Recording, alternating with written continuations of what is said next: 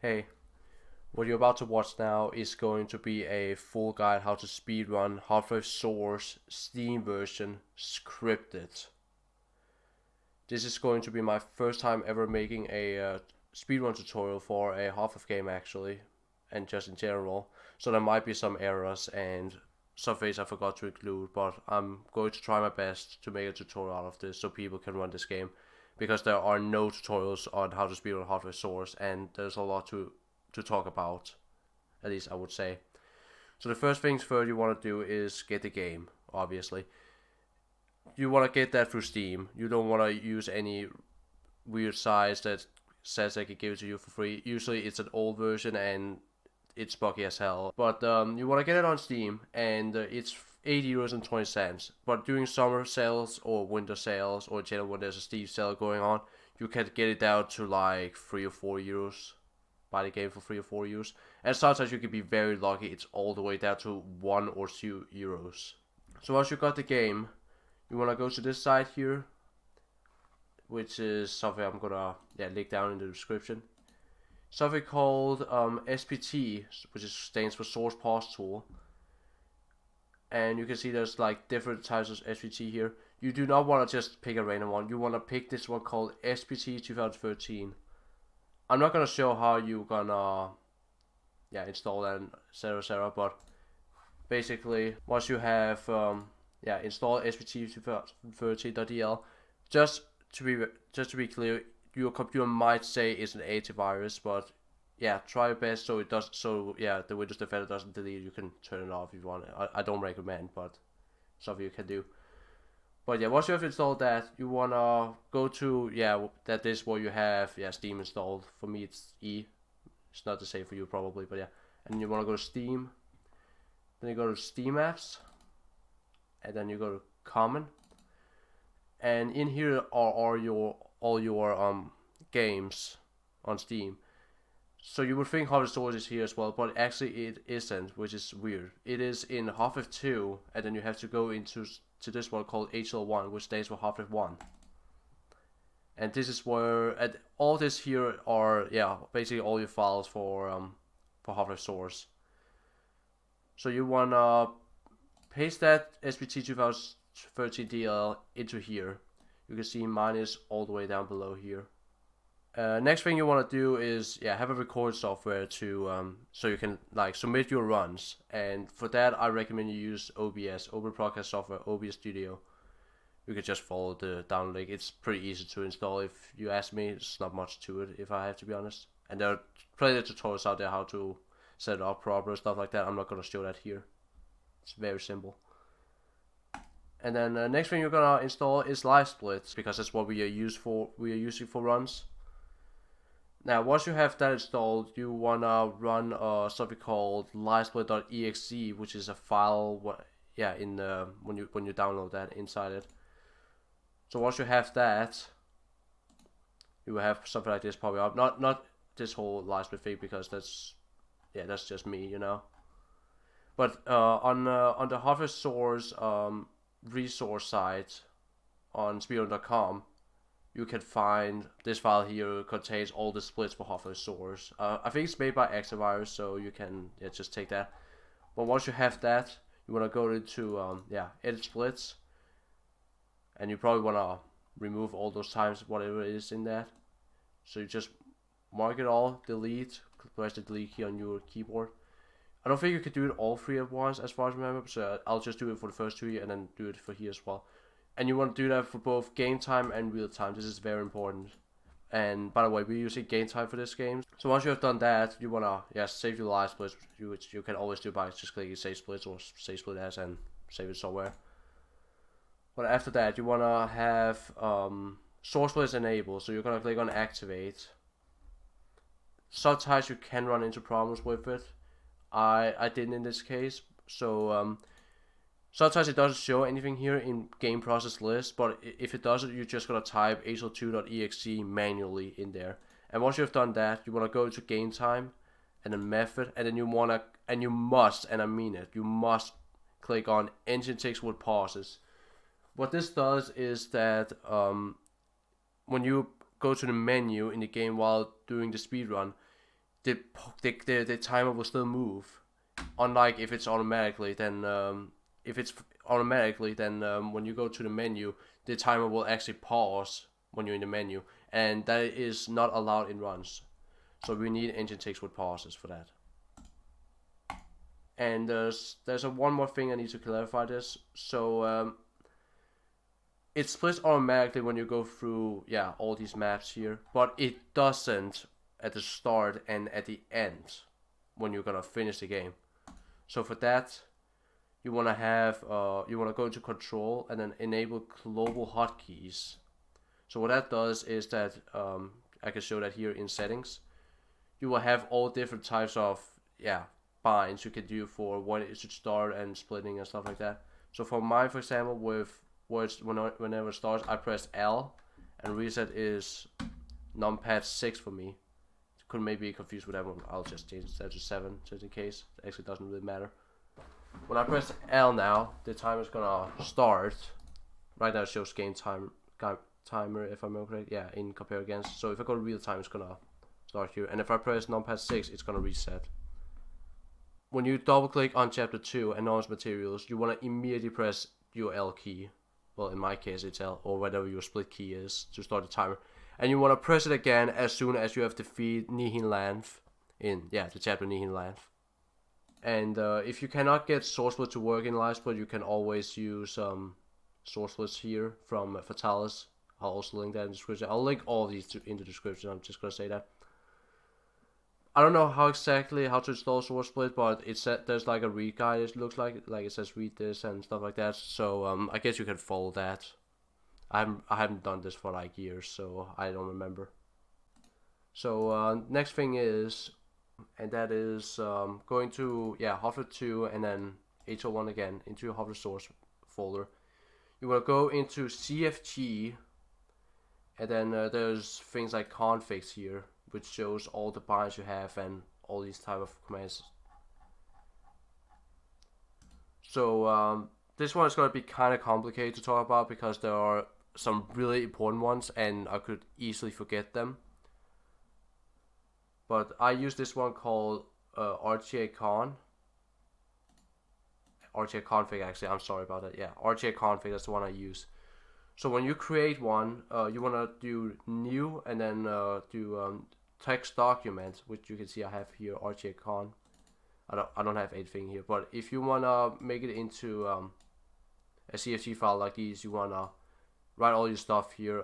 Usually there's like a config file you get to start with, so you just copy paste everything here into this, and then you save as, and then in your how the source file there in CFG, and then click on all files and then end it with .cfg and then save, and you can see that makes it a CFG file, but I'm not going to use that because I don't use it. RTA config is what I use, and you don't need this, but I have set a lot of my keys to bind to a specific weapon in the game.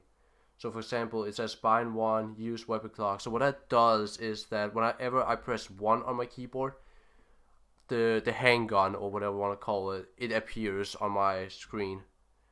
It won't if I don't have it, obviously, but if I have that in my inventory, it's gonna instantly switch that. You also want to have so if you want that, there's weapon clock, you need weapon crossbow and weapon shotgun and weapon F57.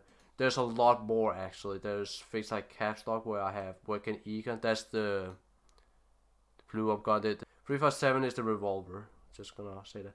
There's also satchels here, use weapon satchels. You must have those thing here, whatever it's called, around the letter and then around the command as well. For some reason I didn't have that here. I think I accidentally removed it. This one is not too important, but it could be. And if you make a bind like this, you want to make another one as well, where it says reload, that colon, and then FPS max 300. That is a must. But it's only if you do a what is called Lambda Core skip, which I will show later in the tutorial. You also want to have this bind here. save colon and then the other weird colon reload. So what this is save deleting. I'm gonna show that in the game when yeah, I'm gonna go into the game. But this one is very important. You must have this bind, and I really mean it. And another thing you want to have is this, a bind to that basically save quick and load quicks instantly, which is just this command here. And you also want a bind that has normal save quick and one that also says load quick, like this one here. And for example, for the SPT thing I showed earlier, this is one of the commands for why SPT doc spam. What that does is that, and it's pretty useful for some parts of the run, so you want this as a command. I don't say you need mouse 3 for this, but definitely somewhere on your keyboard where you have easy access to it, because you're gonna be moving around while holding this down. And by the way, if you want more weapons as binds, you can have gauze here and crowbar here. And you must bind M wheel up and M wheel down to jump. Duck doesn't really work in this game compared to Half-Life 1, so you just want to have jump on both. So that's how it is. You also want to have CL underscore show FPS 1 and CL underscore show pose 1. So it shows your position and your FPS. Also, if your CFG ever gets like big, I guess you could say, you can always search for the commands. To do that, you just press Ctrl and F and then search for the thing you want to. So you also want to put this in your file, plugin load SPT 2013. What that does is that it activates the SPT 2013, and that makes it available so you get these commands here. Why SPT auto jump 1, that makes it so every time you hold space you automatically jump. Why SPT pause 0, that makes it so you don't pause automatically after going through a changeload trigger. And this one can be kind of useful, but not really for this game, I think, unless you want to do Lambda Core skip. Exec wait.cfg, which is this one here, which is a bunch of wait commands. This is not allowed if you run scriptless, by the way. I'm just gonna say that. And it's the same with this one here with auto jump and all of this. Everything that's something to do with this one is not allowed for scriptless if that's what you're gonna run. But again, this is a scripted tutorial, so this is not what I'm gonna show. So you want to go to Steam and you have Half Resource here. You want to go to Properties, and then you want to have this one here that says it is in window mode, and no, that's basically the Valve intro, so that skips that. There's also one I think it's called No Border, and then yeah, if you have 2 monitors, I recommend you just have 1 monitor for this whole game. I don't, because it's just what I don't like. And you can always change that so it's 1920, 1080p. Oh, 1080p. There you go. But I don't do that. I don't like that. And then you want to have plus execute and your name of the config you use, like the one I just showed, and then .cfg. You can, and I recommend you always update it in your config file and not in game, because Steam is actually not the best when it comes to trying to save your binds you just use in a video game. It might actually delete them and you have to write them all over again. So that's why I recommend you use configs for that.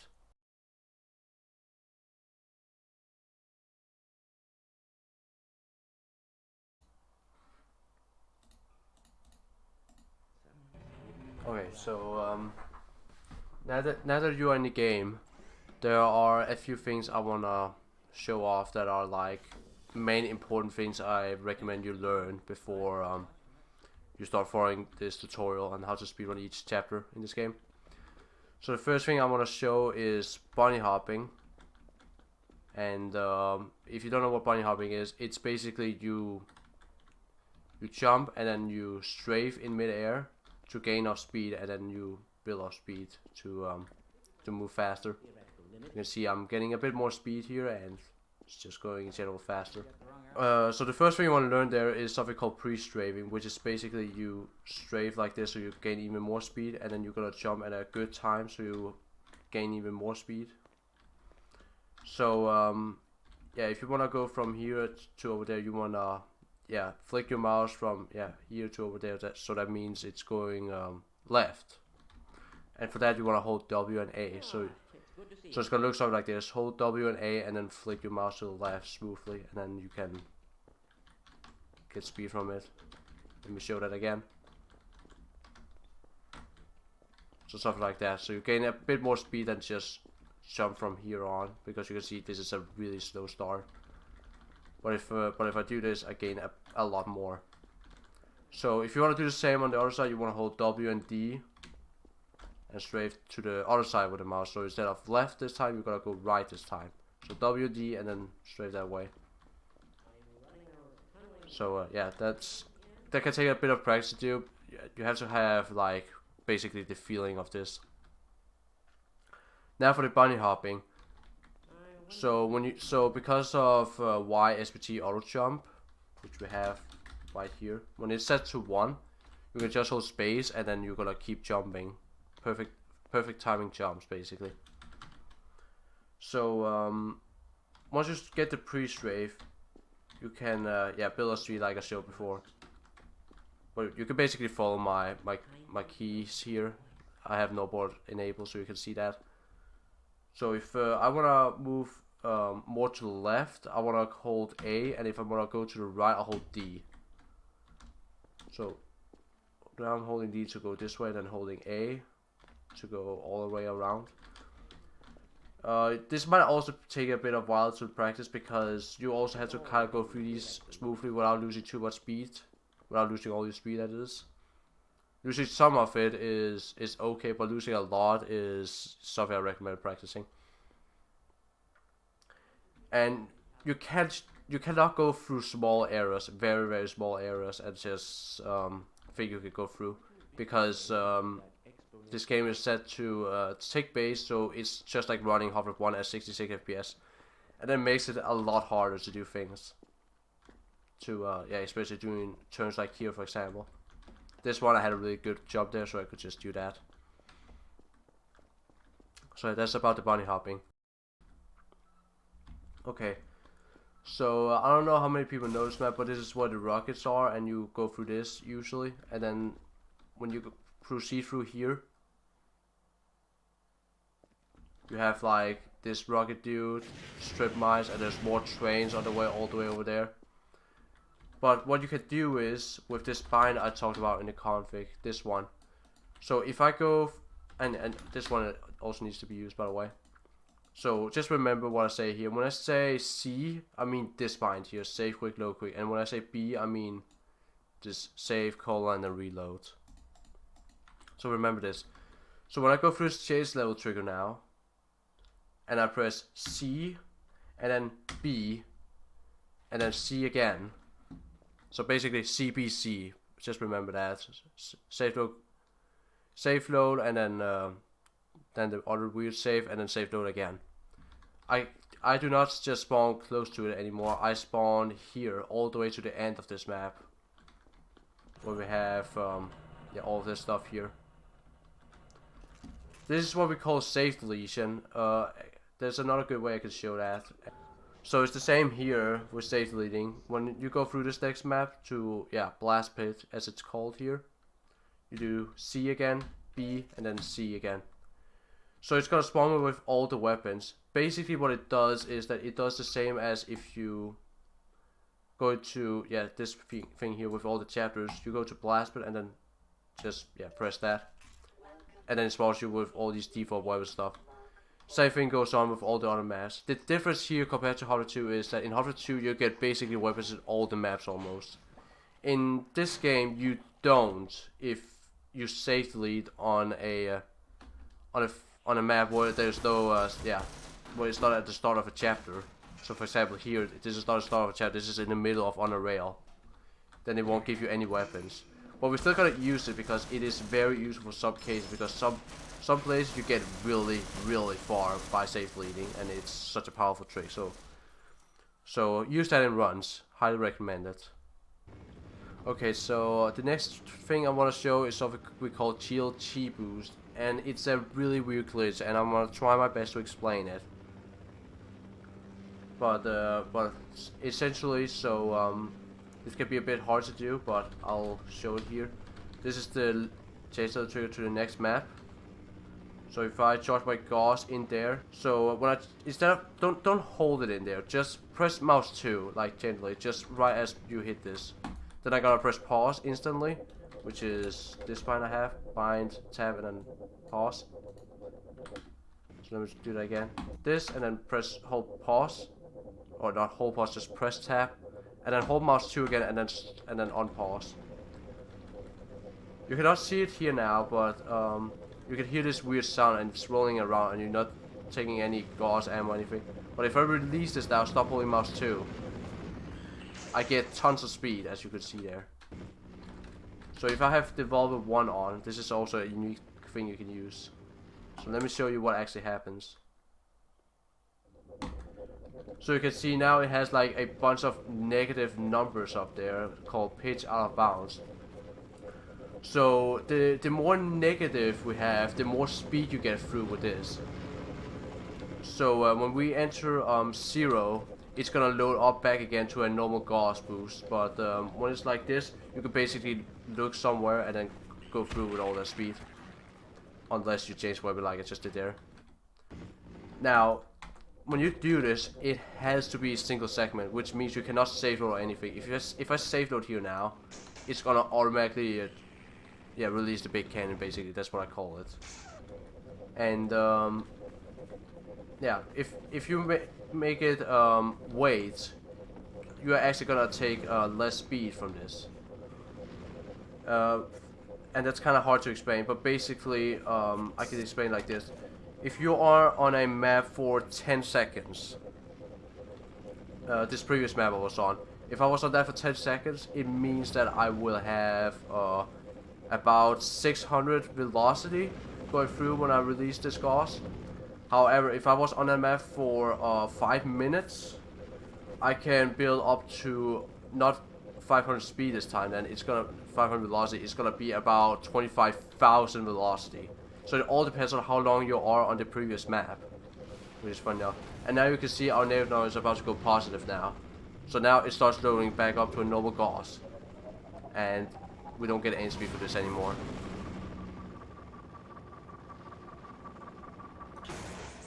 So yeah. For example, you can see here now I have minus 8,000 instead of minus 2,000. So when I release this, I get over 5,000 speed, as you can see there. It's most likely more than what it shows.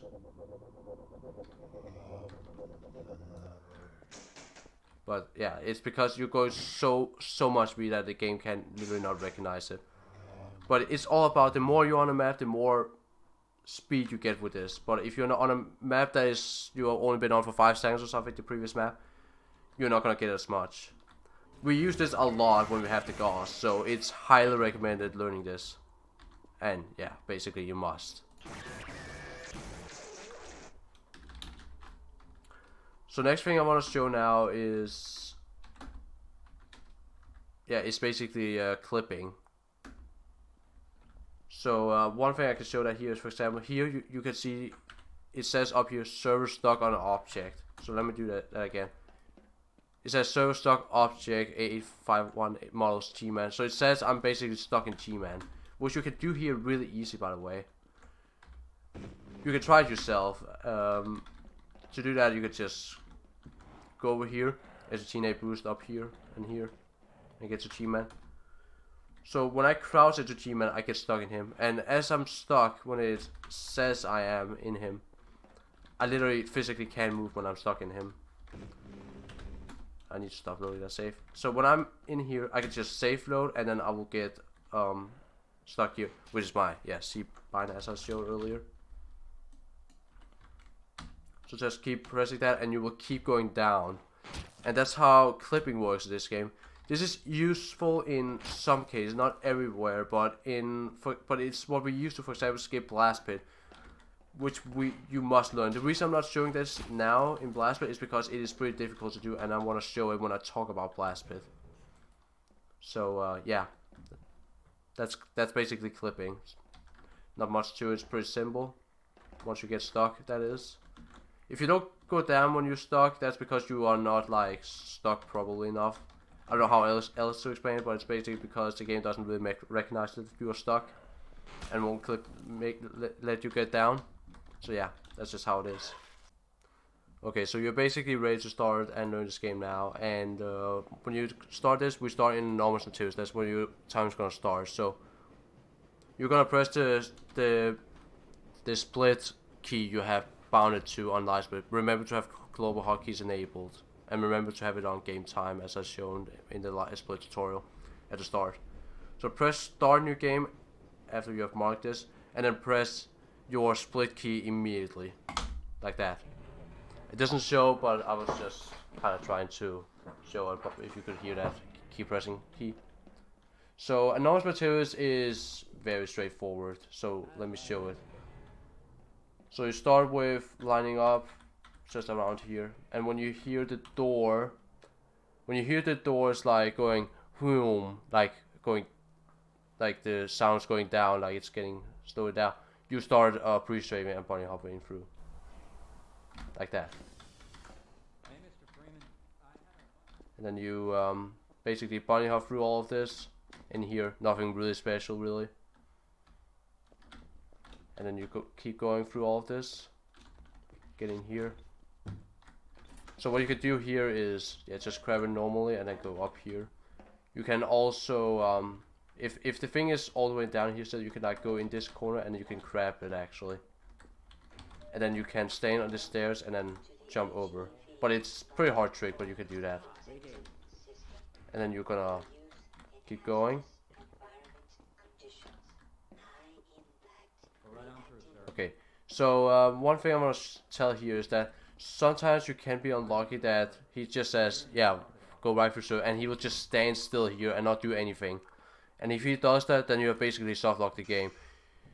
It's not something, there's not something wrong you did, it's just the game being half the source. Nothing you can do about it. If it happens, just restart the game. Not restart the game, but just restart the run. But what you want to do is, no matter what you do here, you want to jump on his head. It's really easy to do that. You could just, like you jump so high in this game, you could just get on NPC's head. So you want to get on his head, and that teleports into there. It's kind of like the prop in Half-Life 2. So yeah, do that. And here comes a weird thing. So listen to this door. So it says that weird sound, and then it opens the door. But what you can do is, when it says that sound, you can instantly open it by not being here. But if you were like back here a little bit, and then it says the sound, then you can open it. Like that. Instead of having to wait 2 or 3 seconds more. As you can see, it's faster. Yeah, alright. And then you want to go down here. Well, not down here, but you want to press this elevator button, and then you're gonna do something like that. This can be a little bit hard, but basically hold W here, and then strafe and hold A, and then hit this. When you get to this ladder, for God of Law, please press W, because sometimes the game doesn't recognize you grab this ladder, and then you're just gonna fall down here and die. And again, if you're not too comfortable with this, you can always do the slow route by going down here, which is by, when you look down here, you can just hold W and D. If it's the other way, it's W and A. So it's just gonna bunny hop through here, get over here, and then bunny hop again, all this way here, really straightforward. And then you get over here to the next level. Unfortunately, we cannot skip this level compared like you can in Half-Life 1, so we're just gonna wait here. Here you are. We just sent the sample down to the test chamber. Till a specific dialogue, let's say. 105%. Bit of a gamble, but we need the extra resolution. The administrator is very concerned that we get a conclusive analysis of today's sample. I gather they went to some lengths to get it. They're waiting for you, Gordon. They're waiting for you, Gordon, in the test chamber. Okay, so when he says we're waiting for you, Gordon, in the test chamber, when he's right as he's saying and when he's done with the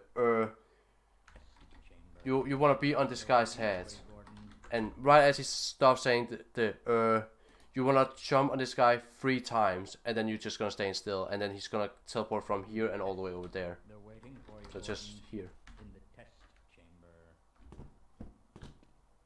like that. They're Let me do waiting that for again. you, Gordon, in the test chamber. 1, 2, 3, and he gets over there. Really simple. So you're gonna get away all the way over here. What the hell is going on with Then you're just gonna take the elevator down here. You can always just crouch a little bit faster. And now we get to the test chamber. There isn't much to talk about here. It's really straightforward, honestly. Standard analysis procedures today. So what I'm gonna talk about here is that these guys can also just teleport to their test chambers. You can do that really easily here. So look at your position The most unstable. in the top right corner. You can see position, and then the first one, which is actually position X. The possibility You want to be on these guys, and then you want position want to be around 1, 6, 6, 3, something like that. You do not want to do that already from the early beginning, because sometimes it doesn't recognize it and then they won't get teleported. You want to do it at the last second, like now. complete confidence. So you just stand here, and then they both get teleported to the place. And you basically just crouch on them and stand still. It's super straightforward, Go ahead. just like that. I'm in now. And then you can time this yourself. It's pretty easy. It's not something that loses a bunch of time. But it's basically when that first guy, when you hear his first one like, it's done, then you can start pre-strafing, because then the other guy is almost done, and then the door opens. And you want to immediately bunny hop to like all the way to here, because the trigger's like right here that starts this whole sequence.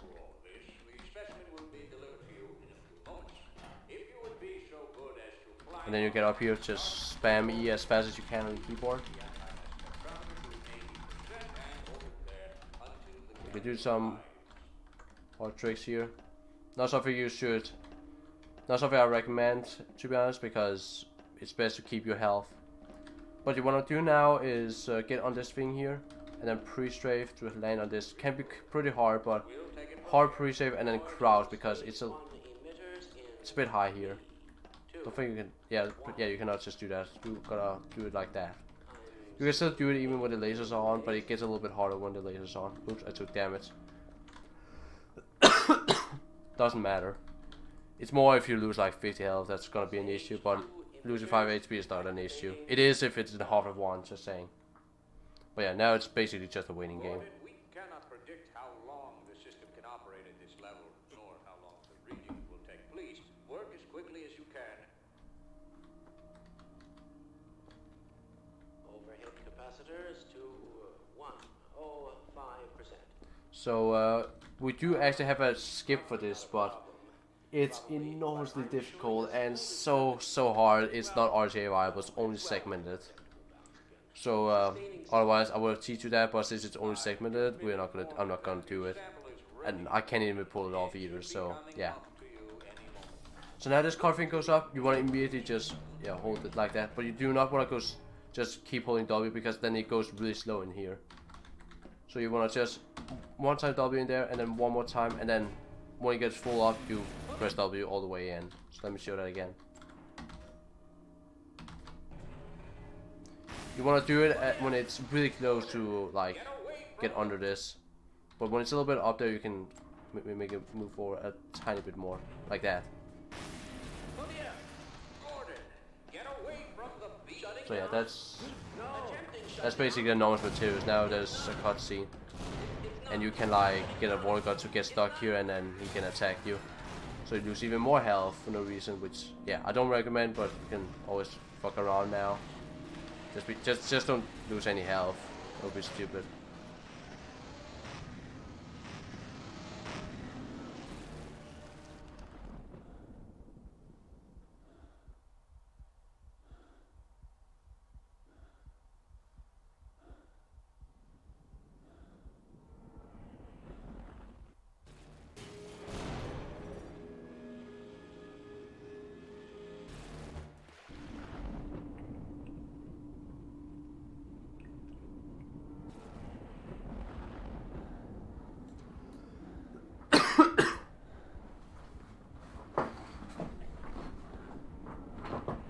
And that's basically Anomalous Materials.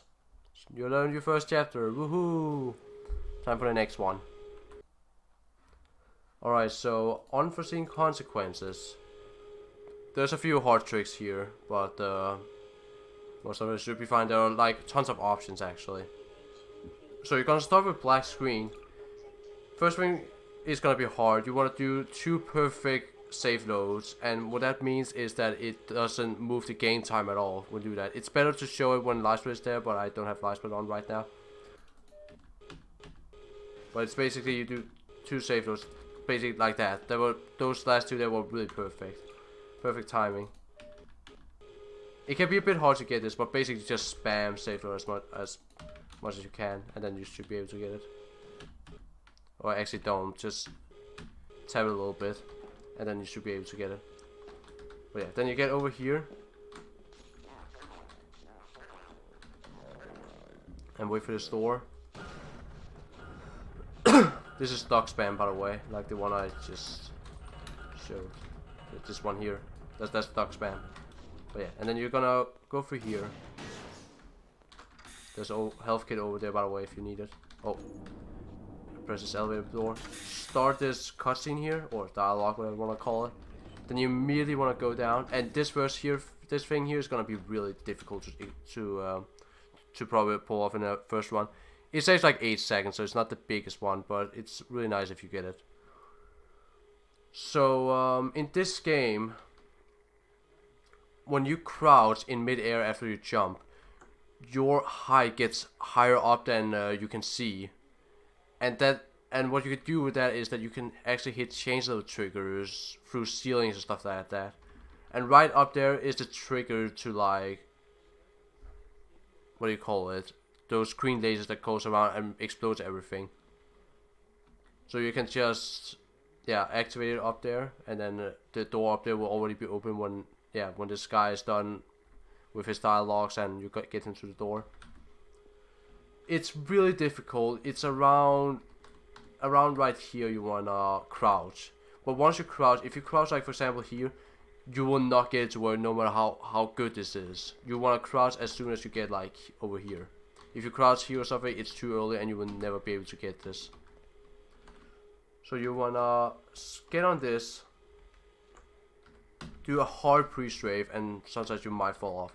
You have a few tries to try this out before you must come out and press the use key on him.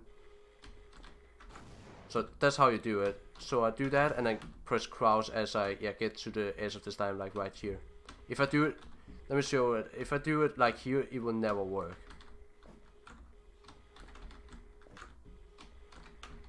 Oh. You see, now it just doesn't work. That one should have worked. That one should definitely have worked as well.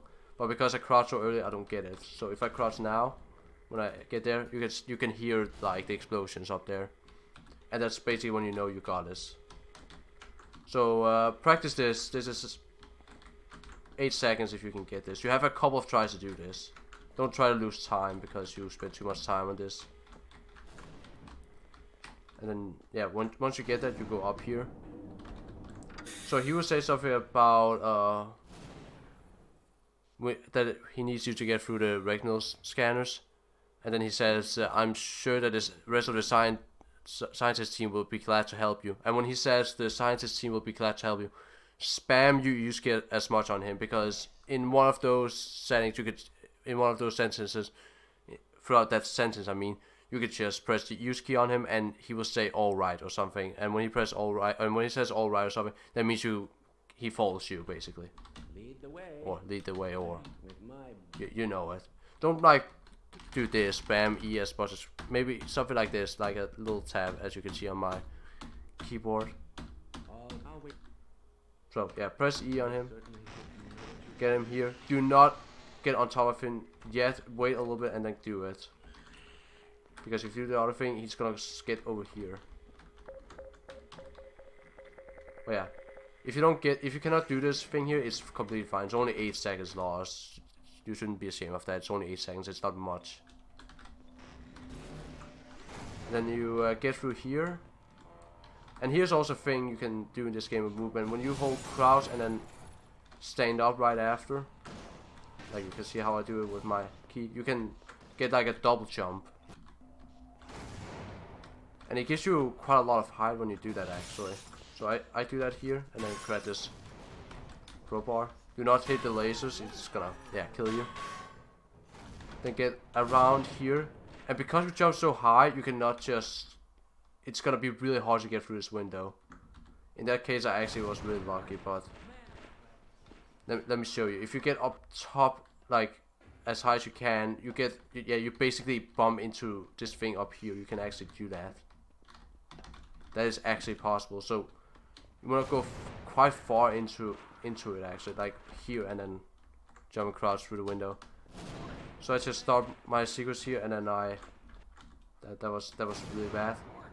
So I try again, and then I try to do the double jump thing that we can do with Harvest Source, and then crouch again as the loading appears, and then I can get through the window. If you don't get that, it's only 2 seconds lost. Don't mind about that too much. You can always go for it in runs and try it, but it's not always you're gonna get it. And now we're gonna save delete here. C, B, C, and then we're gonna go down here. You can keep your speed, by the way. Just do this and then hit this and then hit the edge here to gain your speed through here. If you're not good at that, you can always just do the slow way, like that. And then you don't want to grab the pistol. That's time loss. You don't need it at all. Now get here, yeah, press each key on that, and then get through here. And then we're gonna go down here. Now this one here is going to be pretty difficult, but I'll try my best. So you do not wanna, so you wanna land up there, and then you wanna crouch again because the chainsaw trigger is up there. So that's what you wanna do. You do not wanna jump on this to get up there. You wanna like do a pre-strafe without jumping, just strafe into this, and then you get the height up there. So once you hit the ceiling there, up there, you crouch. That was not high enough. That is not high enough. This is really hard to do actually. This is really difficult. And then once you get it up there, this happens, and you want to do another safely. It's really difficult to do this. So don't be ashamed if you can't get this first try. It's really difficult. And that one I just got there, that could have worked, but I was too much to the left, so I didn't get it. So it's something like around here you want to be. There you go. So yeah, basically do that, and when you get that, you're basically on the next map, and then you want to do another save delete. So get this, and then it's gonna load you to the next map. Just save, delete. If you don't get it, you can always do the water thing. It's pretty easy as well to do. But then you spawn all the way down here now, and then you're gonna do a big pre-strafe. Yeah, do a big ass pre-strafe to get above this bridge. If you can't get it, you can always take the slow route. Just don't get hit by the bull squid. It's very important actually. But yeah.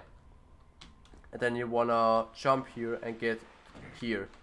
Be careful though, there is a barnacle right there, and you cannot see his tongue, so you can just get randomly stuck here.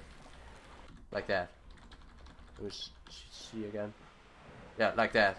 So it's right here. So be careful and try to avoid it. So go around like that basically. So this one here can be also really tricky.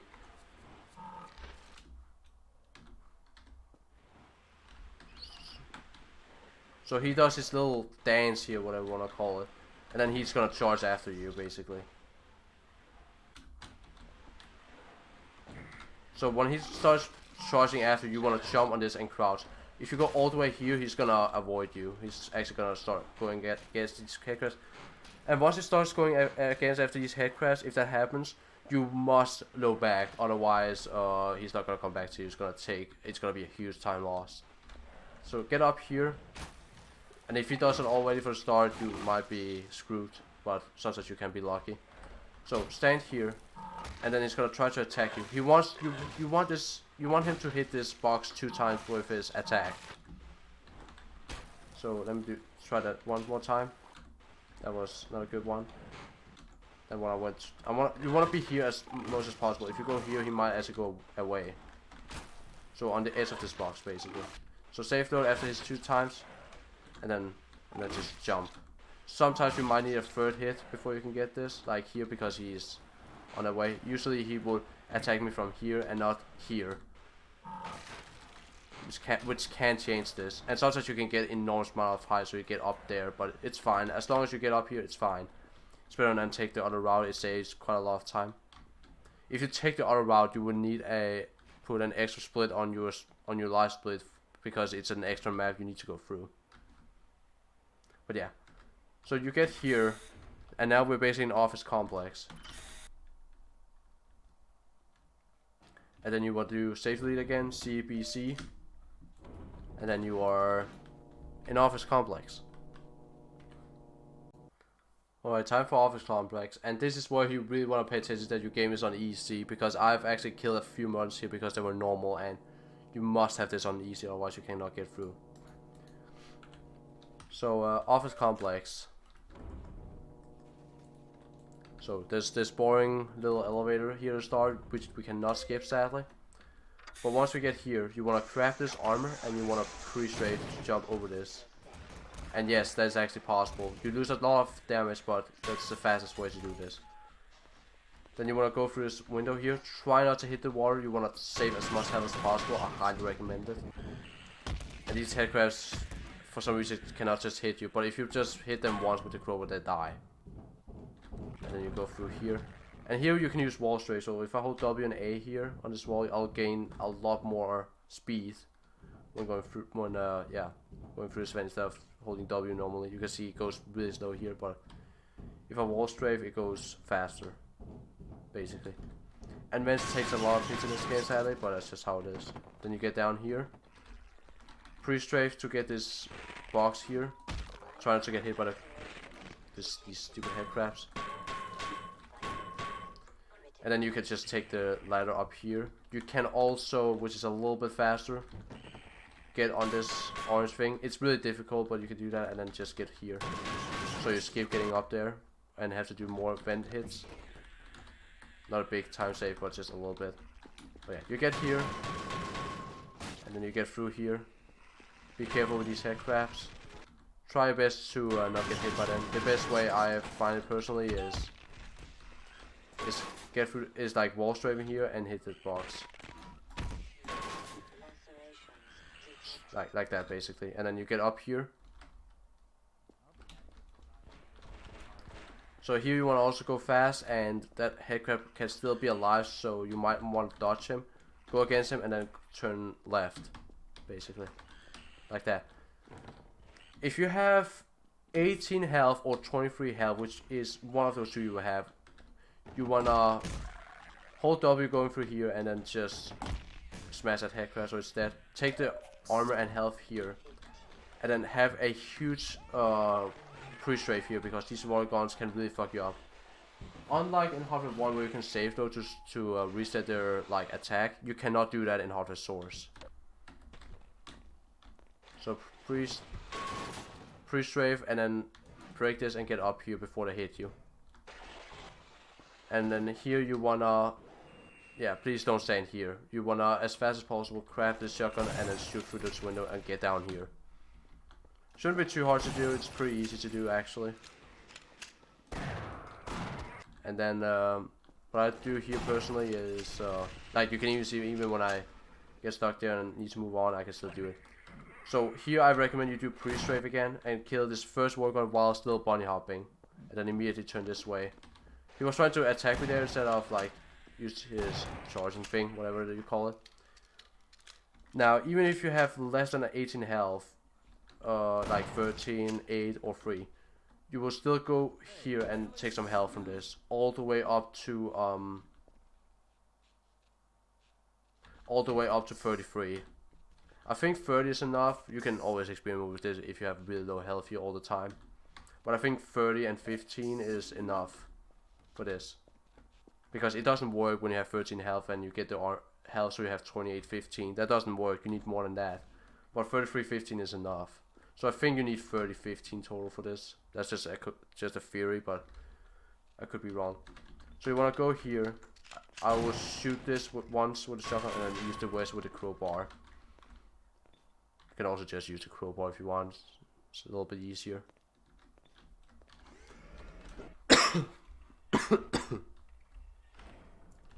So now we get to the freezer room. This one goes a little bit fast, but I'll try to explain as much as I can. So shoot this headcrab. You wanna kill it first. You wanna peer for a split second here, so the bull squid sees you. So he instantly starts charging after you. And when he does that attack at you, you wanna jump, and then you get up here. It's actually not very precise timing. You can really delay this. You can see I even got more here. But yeah, it's right when he starts attacking you, you want to jump. It's not too precise. It's actually not that hard to do if you ask me. So yeah, just jump and then hold D and then get in here. If it's too hard for you, you can always just do the basic other route, but it's a lot slower, so I don't recommend learning it. So keep all your speed here, shoot this head grab, and then yeah, bunny hop through this vent here. So what I usually do is when I have all this bunny hopping here, I would just shoot this with a shotgun and then use the crowbar for it. It's the fastest. So get here and then break this barnacle, and then get through this vent here. What I did there was crouch and then hold W and then jump. It's super difficult to get this, but you can. Like, I just got it there again. If you don't get it, that's fine. You can always just do it here. And then shoot this headcrab while still having your speed through this bunny hopping in the vent. And then break this vent. Shoot this guy so it doesn't block you, and then shoot this headcrab here.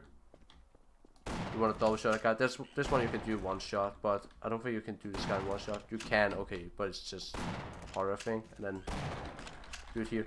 So what you want to be careful here is don't bunny hop through like here, because you will instantly get pushed by this trigger over here for no reason, basically.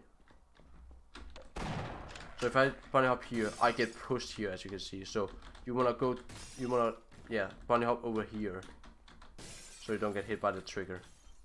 And then yeah, remember to hold W again on ladder, so it doesn't, so it recognizes that you are trying to grab the ladder. Now this one here can be a bit weird, but basically jump and then crouch and get on the ladder. Remember to hold W again when hitting that ladder.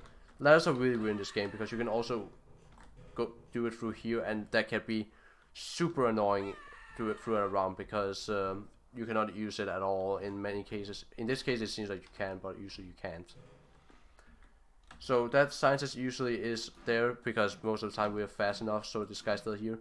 Where you basically want to jump and then hold crouch and hold W, so you get on this.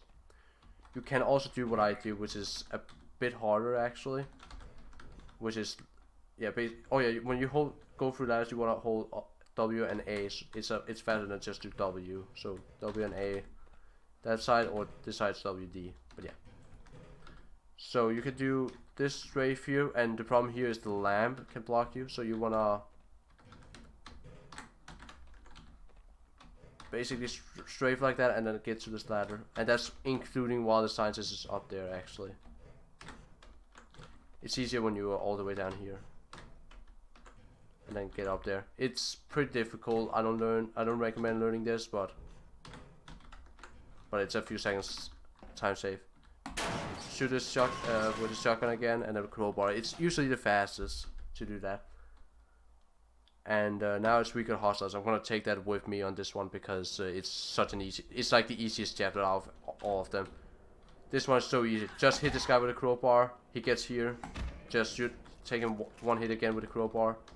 And then go through. It's the easiest chapter out of everything. Alright, time for Blast Pit now. Alright, so Blast Pit now. This one has, this is the first time we're going to use clipping actually now. And this one is really difficult when it comes to clipping. So this might be pretty hard to learn. And a lot of people who hasn't learned the tutorials or have watched the tutorials and try to do this usually get stuck here because it's so hard. I'm gonna try my best to explain it, but I do not promise you will get this. But it's you must get this in runs because it's fucking amazing when you get it. So when you enter Blast Pit here, you want to save to the again.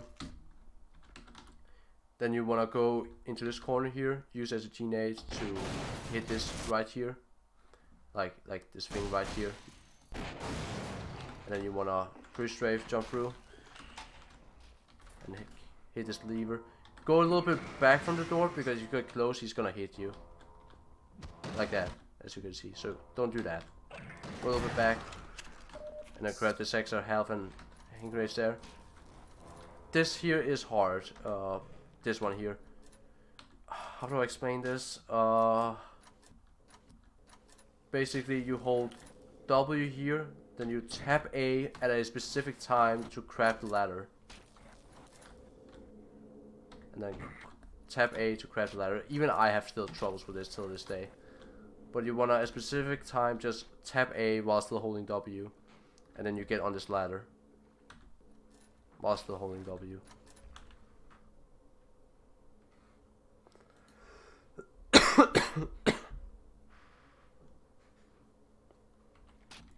Another thing you can also do is, which is I don't think easier, but get in this corner and then wait, and then hold A as you basically your Gordon's body is online with the ladder, and then just hold A. That one is actually easier, but it still can be difficult to time it. The timing on this is the hardest part. But yeah, while you're doing that, you want to cook the nades. So you want to get on this. Here's a funny thing about trains.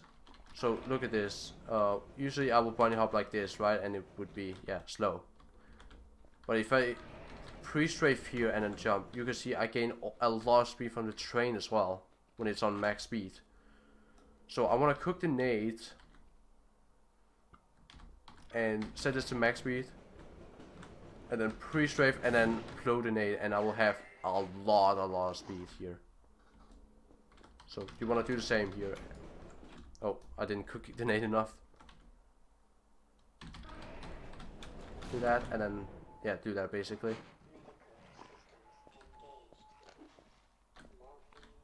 Now if you're really good at this, with all the speed you get, you can hit this slope here and you can get on this pipe. It's really difficult, but you can do that.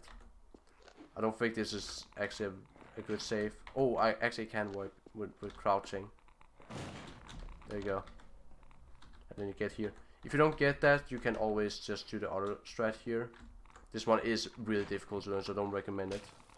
You get here, and then you nade boost up here, which is a lot easier. You just hold crouch and then jump right after. It gives you a tiny bit more height, and I recommend it for stuff like this.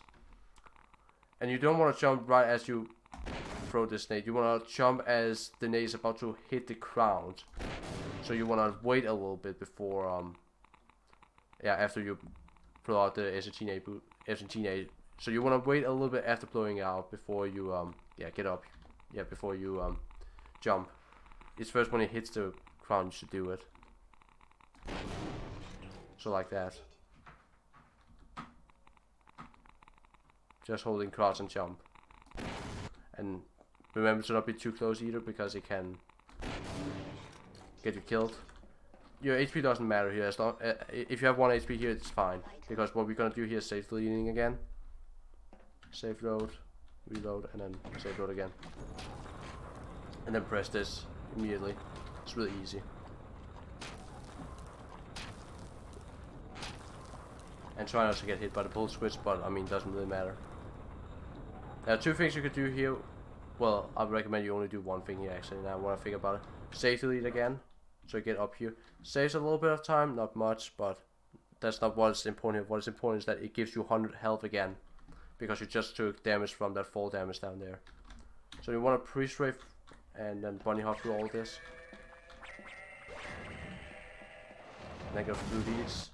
This can be a bit difficult, so with enough practice you can probably get through this pretty easily. And be careful with the lamps, they can throw you out for some reason.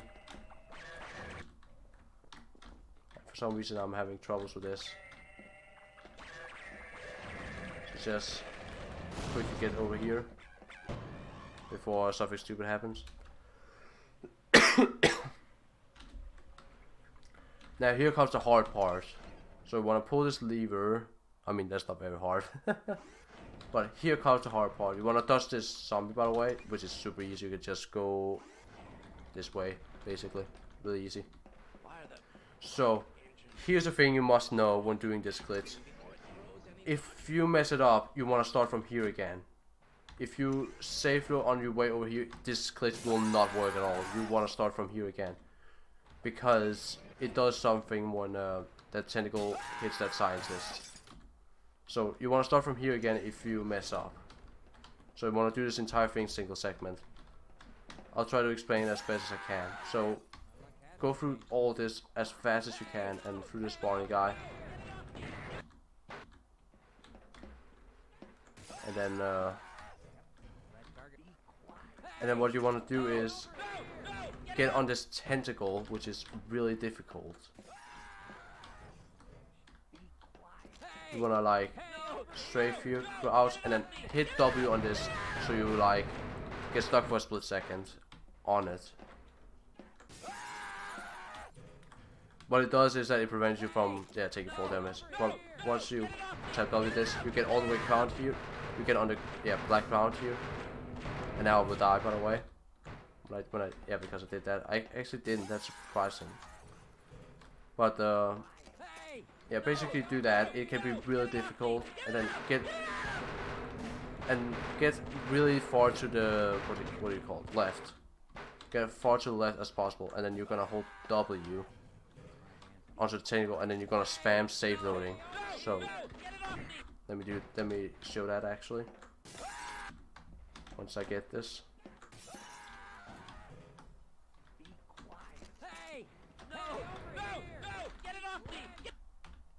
Now I'm gonna spam save load and then I'll clip down here.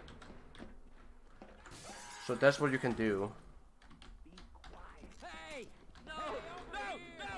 This way, and then get as much to the left as possible, and then hold W and then spam save load. The problem here was that I was too late about it. It was already going down, and when it was already going down, it means it's too late and you cannot get this anymore. So let me try again. And then quickly save load. As soon as you get on the black crown and hold W, spam save load as quickly as possible, because then you might actually clip down. You have to be really fast going through all of this, and that's the problem. That's the reason why a lot of people have troubles with this. There's another backup you can do. Let me just see if I can get it one more time, so you can see it.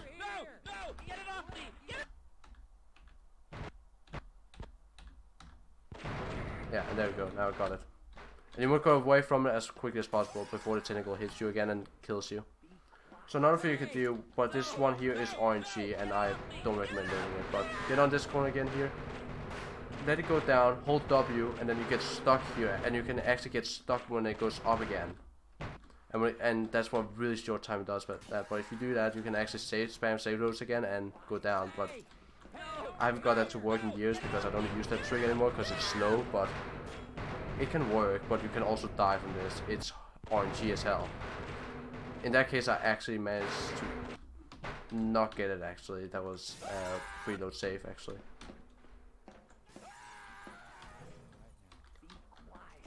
But that one could actually have worked. I was just too slow save loading. You have to be really fast save loading there when it goes up again. Otherwise, you might die. But yeah, I don't recommend learning that. I recommend just get the other one basically. The fast one I just showed. I want to see if I can get the other one as well, just to show it off.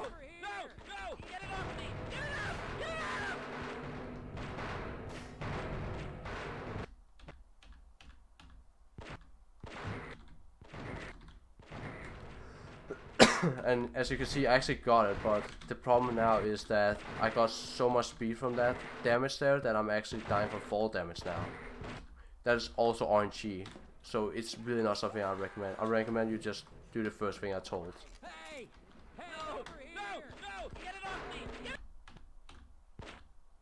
And save it down. There you go, like that. If you want to do the if you cannot do this at all, that's really unfortunate because you should really learn this. This is like it saves minutes. It saves like 4 or 5 minutes. If you want to do the whole other blast round, I mean, I have an old IL run for that. I'm not gonna show a tutorial how to do that because it's so old, and people should really just try and really see if they can do the tentacle clip, because it is the superior to this whole thing. So you want to go down and get up here, and if you're really good at pre-strafe, you can like double jump here and then crouch and then get in here. It's like a little shortcut, nice little trick, but it's a little bit hard, and if you can't do that, you can always just go around, get here. And then wall strafe here, remember again, on this pipe, so you get through here faster. And then pre-strafe to hit this. If you're not good at pre-strafing, I think you can actually just hold W and then crouch. Yeah, you can just do that, hold W and then crouch, yeah. And then go through this pipe here to the next level. And here you want to be careful, the trigger's right here that push you down. In this case, I actually have a lot of health after that tentacle clip because I didn't take any damage from it at all. But that's not what I recommend most of the time. Most of the time I recommend you hold S as you're falling down, so you don't take a lot of damage and you don't die. But just scratch his health basically. Yeah, but yeah, basically just hold S up there as you're falling down, so you don't take a lot of damage. And then just as you get down here, just pre-strafe and get into the trigger. To the next chapter power up, which I'm also gonna show in this case because it's super short and easy. So save the lead again, so you start here, and then immediately go over here before you take damage from all these guys here. So get here, and STNA boost up here. I guess you can also just do this without STNA boost actually, because you jump so high. It's super easy actually. Just get up here and then jump up here again. But usually I would STNA boost up here. It can be hard because of this thing here, but just try your best. Like that basically. And then if you have a little bit more health, you can always try and do the next one again. Doesn't really matter. But you can just get to this change level trigger. And that's also power up, and that went on a rail. Alright, so on a rail. This one is gonna be a bit different and kind of interesting. It's a bit different than all the other levels, if you ask me. So first thing first is you wanna safety lead again. Then you wanna take the strain, and if you're good enough, you can make it go full speed and then get here to the lever, and then you can proceed through. If you're too slow on that, it will just stop there, and you have to make it move again. And try not to get hit by the barnacles here.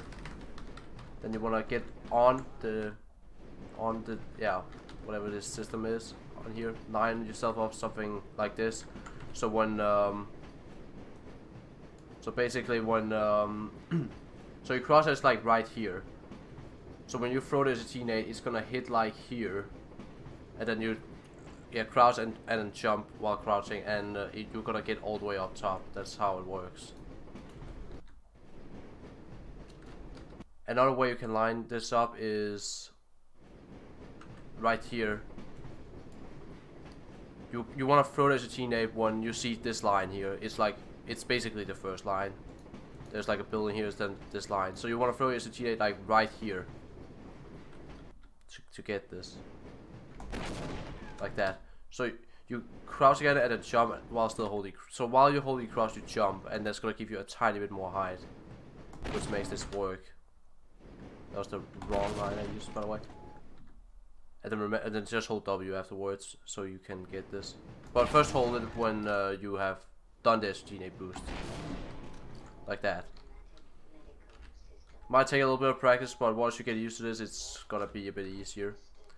So get over here. You can shoot this bull if you want. Not necessary, but if you want to. Then you wanna. Oh yeah, I wanna just clarify. So in this case, you take 10 damage from this rail thing, electricity. But here you only take 5, which is different compared to Half-Life 1. But yeah. So when you get to this level here, you safety lead again. And you make this move and then get a little bit of that. And then now we're gonna use the glitch where we look down so we don't get hit by this guy. You can also do this by looking up, if that's what you find easier. In this case it might be easier because you're gonna look up to this ladder either way. Just work there for that. You also want to be careful here. If you look down here, you can get stuck in this ladder, which can be super annoying. So maybe just looking up is the best option here. And this guy can also block you here sometimes if you're very unlucky. Yeah. Okay, let's go up here. So here I wanna pre-strafe while looking down. Don't need to look completely down. You can just look a tiny bit down, like I do here. And maybe you can look up here so he, like, when he hits you, you get a bit of speed from that. Let me show you. Like that. You saw he hit me a little bit, so he gave me a tiny bit of speed. So you could do that. But yeah, either way, you want to look down here so you don't take too much damage. Water guards can still hit you, just gonna say that. Even if you look down. But yeah. And here I will sometimes maybe pause, just so I can, like, have a feeling for this. But you want to skip those strip mines, try to see if you can do this while having your speed with you. It can be pretty difficult if you're new to this game. Well, with practice you can get good at that. So on this level here you want to save delete again. We save delete a lot in on a rail.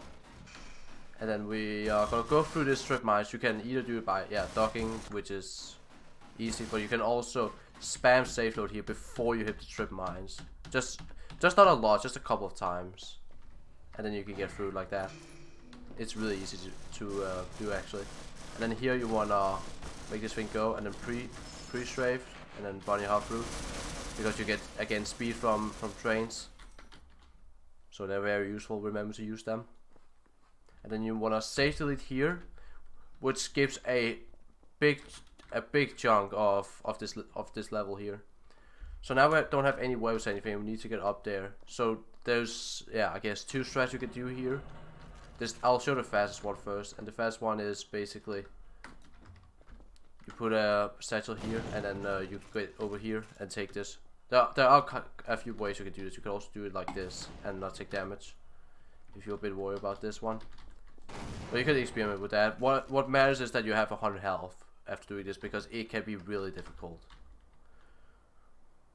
And you want to get both satchels either way, no matter what strat you do here. Just so you have to. So you wanna aim around here, so your satchel gets like below here, and then you wanna jump and release the thing while holding W. Hold W, and then crouch and jump. Like you see on my keyboard right now. W, crouch, and then jump and release. And then you want to throw the other one to this guy so you get his SMG. And then you want to get up here and get this. So that's the first way you can do this. What's difficult about this one is that you want to try to take at least amount of damage, because it's gonna affect what's gonna happen later on, and it can be a huge problem. So I would say the other strat might be actually easier for you if you want, but it's a lot slower. And that strat is basically you wait here, you take the satchel in here, get it up there again. This is like 20 seconds slow or something, so really don't recommend this, but yeah. And then you get it up there, and then you get down again, make it go down again. I mean, sometimes it can bug out, but then you just make it go down again, and then you can get another satchel here if you want, but it's not necessary. And then here you can get this SG. Now if you have to use let me show here. If you have to use weapons thing like I show here, then you can actually switch here. But if you don't, if you want to use slots instead for this, this will not work basically. But anyway, you want to use the SMG for now, so that's fine. But what's good about this other strat here is that you have a lot more health, so you can take more risk if you get shot or something. But yeah, I would recommend you learn the first one I showed. But yeah, so when I shoot this one here to get the 2 SAT nades, kind of important. Then you pre-strafe and go through this section here over the trip mines, and you know it. And then these guys here, you could throw an acetinate here to get even more acetinates if you feel like you need that, but it's not really necessary. I just usually body hop through them and look down, and then get up here. If you have speed through here, you can actually keep your speed up those lows. Can be a bit difficult, but you can do that.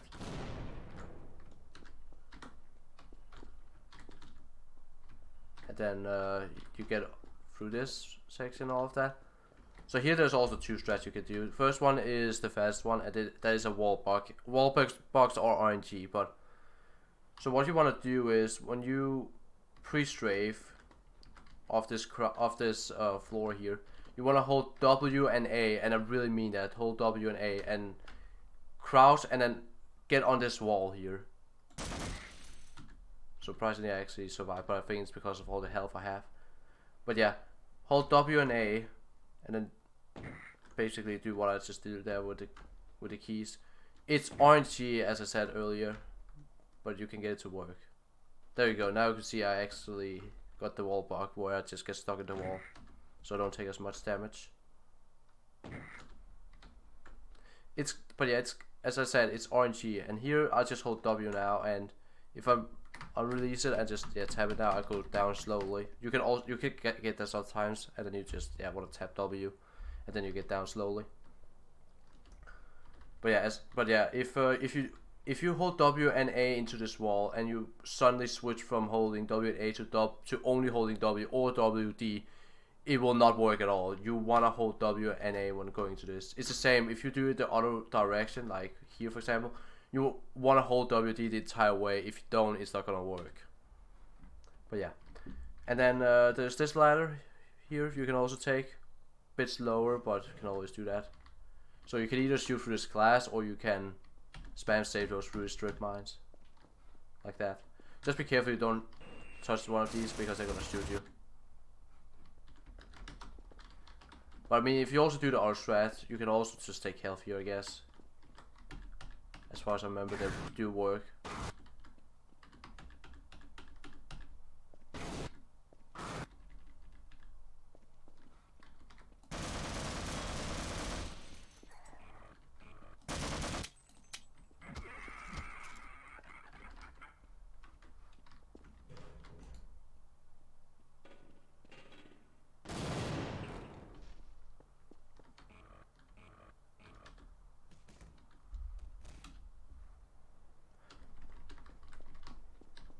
Actually, they don't.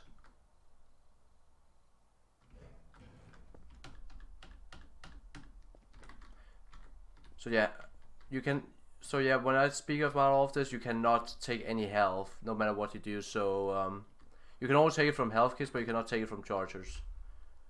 So even if you try to do the fast strat here and you need health, you cannot take it from this charger. You can only do it from health kits.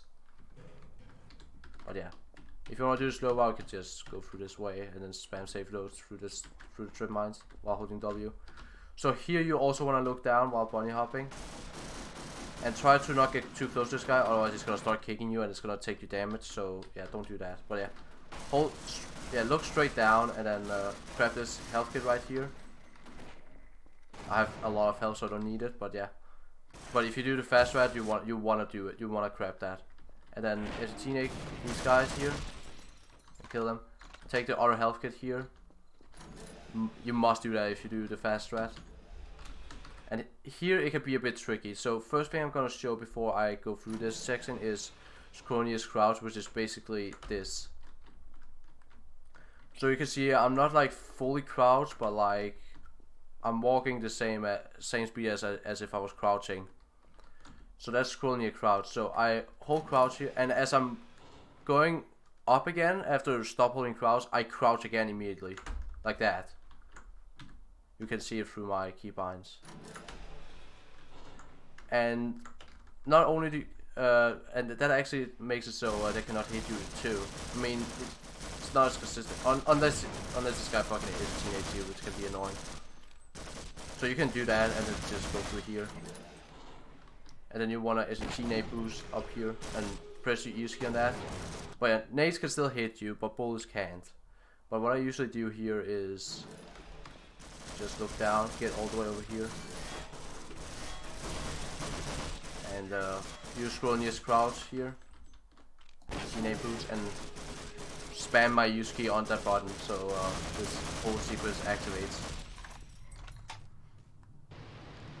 And then just while having this Gronius crouch thing, you just shoot these guys.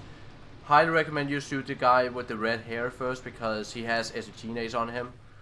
So he's like the most important one to take out of them all. But you can also survive this if you don't have any SG ammo by just going across with the whole section. Just don't let them kick you or throw nades at you.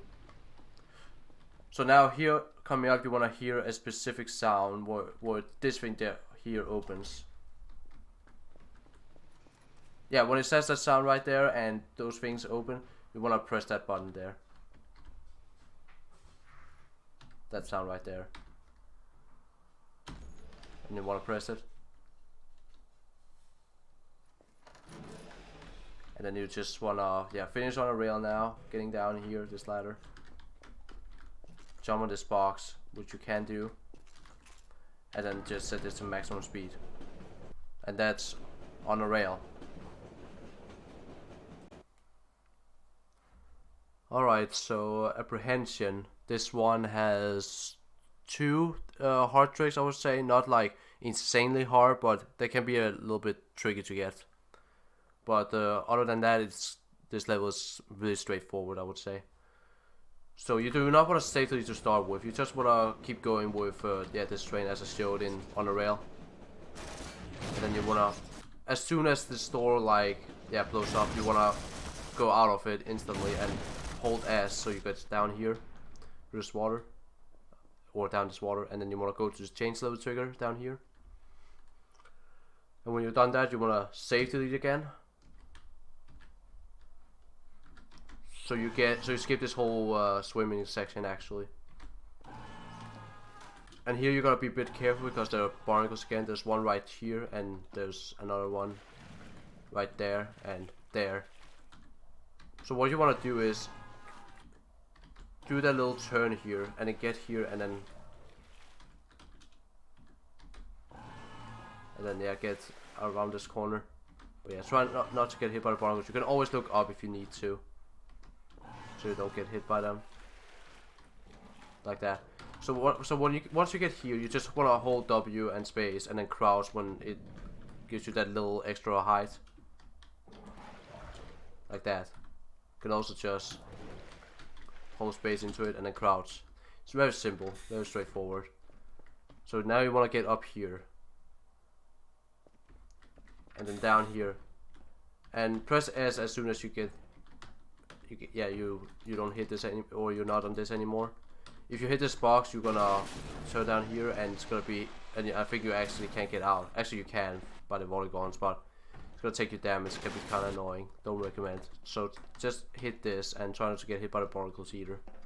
So just here, and then pre-strafe and bunnyhop. This can be also pretty tricky to do, but with a little bit of practice you can do it. What's hard about this is that you slide a lot. Like for example here, you can hit the edge here and not slide at all, and then just hold W and jump over. So there's also here where you can pre-strafe, jump, and then get over here. If you cannot do that, you can also get in this water and then go up on this blue sign here. Make sure to hit it as well as you hold W upwards, and then once you get up above the water, you want to crouch, so you hit here, and then you get on this lamp and then get up here. And yeah, you must go here, by the way, I'm just gonna say that. Now this one I don't exactly know how it works, but what I just do is hold my use key on this box right here, and then hold A while holding E. So hold E and then hold A, and sometimes it doesn't work, so you might have to do it one more time or 2 times. So if you get all the way here and it doesn't do anything, you could just go back here again and then do it. So if you don't get there, you go back here again and then just hold E again to get all the way here, and do that until you get the SG. The SG is in this one here. If this one breaks, you will have to reload the save. So yeah, just keep that in mind.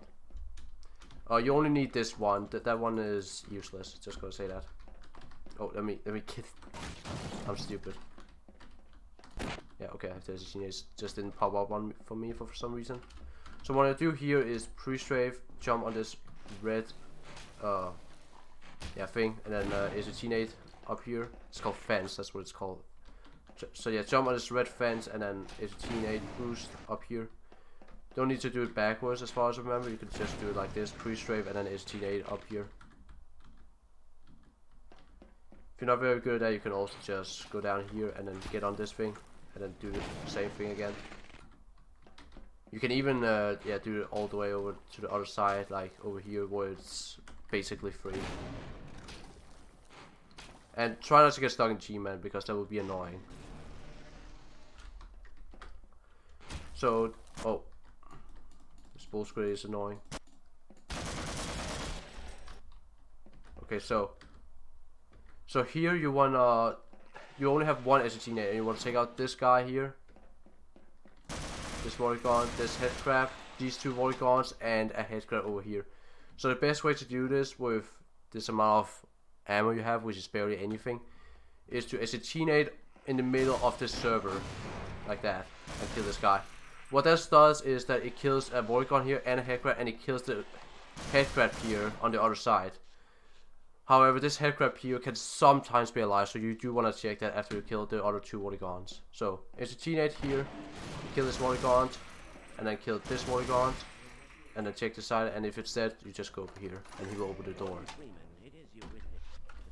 So now the freezer room, here you can slide really easily as well for some reason, don't know why. But yeah, try to pre-strafe, otherwise you can also just do slow bunny hops here. Kill this Polygon, kill this Polygon. You can easily take damage here from this Polygon, so you want to be careful with that. But you can also just hold W and go do this slowly. But yeah, you can slide, so it can be annoying. You can also go through this section, but I really don't recommend it because there's a head crab here that can block you so easily. And this guy will still, detect you. So I recommend you go through here and kill this Polygon, and kill this Polygon, and get over here, kill this Polygon. And if you have enough health, you can do this, but I don't think I have because I took damage from the bull squid. But you can do this most of the times in runs. You don't need the ladder for that actually, but you can also you can actually not hit the light. I thought you could. But so in this case, I will just grab the ladder and then get down here and hit this chainsaw trigger. And then I will save delete again and press this button. This is like after skipping the first few Polygons here, so pretty nice thing you can do. Then you wanna jump and crouch up here, and then pre-strafe, and then start bunny hopping all the way till over here. We don't have any SG nades or anything, and if you take a lot of damage with these guys, you can also look down so you don't get hit by them. I think you can even, you can still use this and get it out there. So this thing opens while looking down if you for some reason have really low health here. But usually you shouldn't because you have 100 health every time you save delete. But yeah. So when you hear the weird ass sound, it says when you open, when you pull it. Yeah, that sound right there. When you wait a second after it's done saying that sound, you can just go through this door. There we go. And it's completely open and you could just go through. Just a little trick. I mean, you can always play around with this for, study it for a minute or two and then you'll find out. So now you get in this, place and get kidnapped.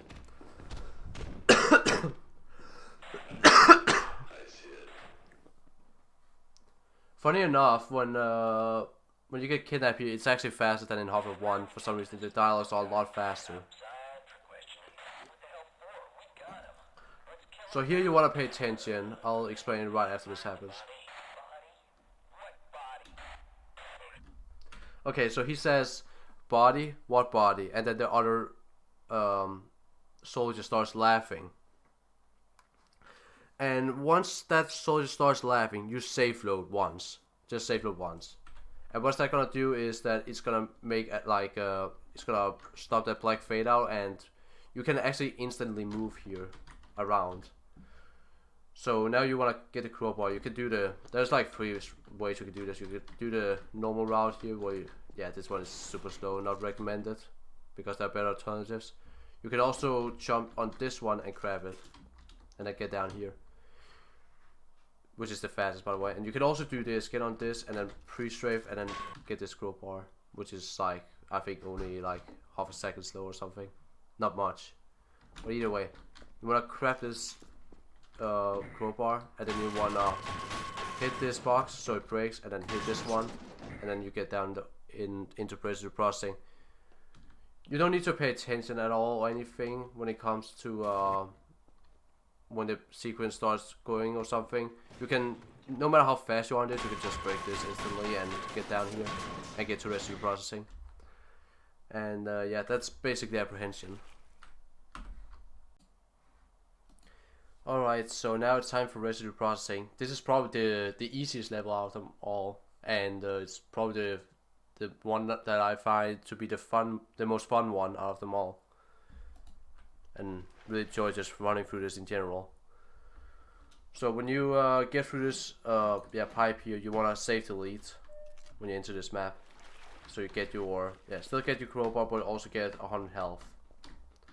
And then you wanna get through this section here to this red valve, and then get on this ladder. And if you're really slow on this, you can always hit the light here so you don't take damage. Just something I want to say in case if you are really slow on this. So now you want to get in here and try bunny hop and maintain your speed here. Can be a bit difficult, but with practice you can get good at that. So you want to hit this vent here, and then you want to avoid these barnacles here. To do that, I would just go straight forward and then start spam save loads. Remember to do it before you hit it. If you do it when you hit it, it's too late. But yeah, just a few save loads. Then you get here, and like you can even see it's like going up there and then it goes down there again. So even if it appears there, you can just slide through slowly like that. It's not the end of the world if you hit this, because you don't take damage anyway. But yeah, just get through here, and then you pre-strafe again, get here, and now we're gonna do what I like to call the impossible jump. So you get on this thing here, and then you jump and crouch, and you get on this thing here.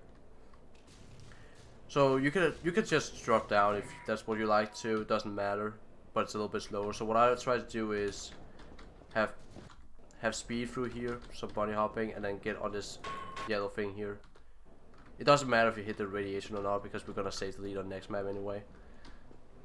So that's what you can also do, but what I usually do is I do a pre-strafe here, and then I try to maintain, or have all my speed through here. Hit this, and then there we go, and then crouch, and then have my speed and get all the way here.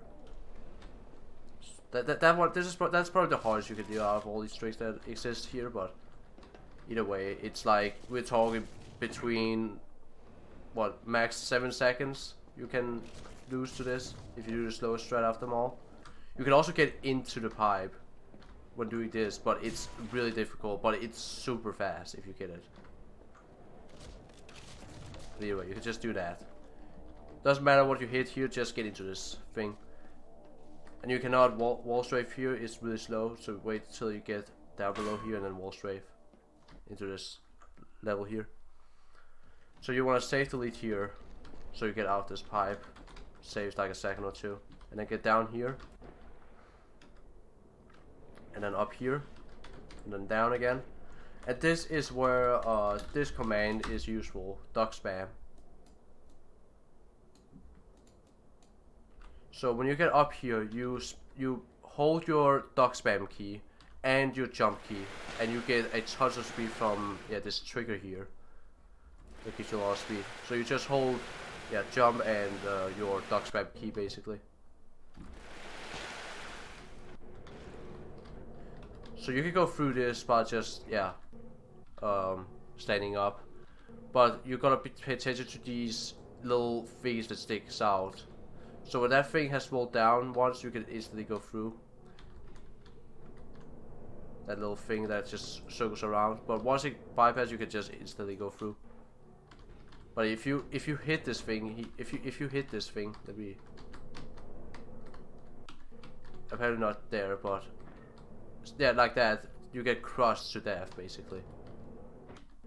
And if you hit this, you also just die. So pay attention to this, gets out of your way and then get through. And yeah, if you're not good at it, you can always just crouch through. So when you get here, you wanna go down here. It gives you a lot more speed for some reason. So yeah, just go down here. And then get up here. Avoid this thing over there. But yeah, just get here. This can be a little bit difficult, but it's not too hard. So again, it's the crouch and jump thing again. Hold crouch and jump while crouching. It gives you a tiny bit more height for some reason. So what you want to do here is pull this lever, so it goes the other direction, and then you want to be on this and then crouch and then jump. So be on this and then crouch jump to get on this thing. You can also do it here, but again this thing is going there, so you want to pull the lever in the middle first, then crouch jump and hold W and get on here. It's pretty easy actually. Still, even if it's a little bit hard. So here I usually also save delete again, because it just saves a little bit of time, like half a second here. So I pre-strafe here and then not the best save. There we go, that's a lot better. So I do a double jump here, so I get on through these these things that crosses you. Pre-strafe, double jump, and then hold crouch again to get on top of these. You can also sometimes go too fast by doing that. You can also just get over here and then jump and then get on this thing. Either way, just avoid this. Or avoid getting stabbed. So now you're getting all this yellow, gray, weird thing. If you get that, what you want to do is go to options, and then video, advanced. And then this thing here called multi-core rendering, you want to disable that. And apply OK, and then it's removed, it's gone. And then you want to get through these crossers here, which can be kind of annoying. Then you get down here. HP doesn't matter, so you can just take that big fall damage there.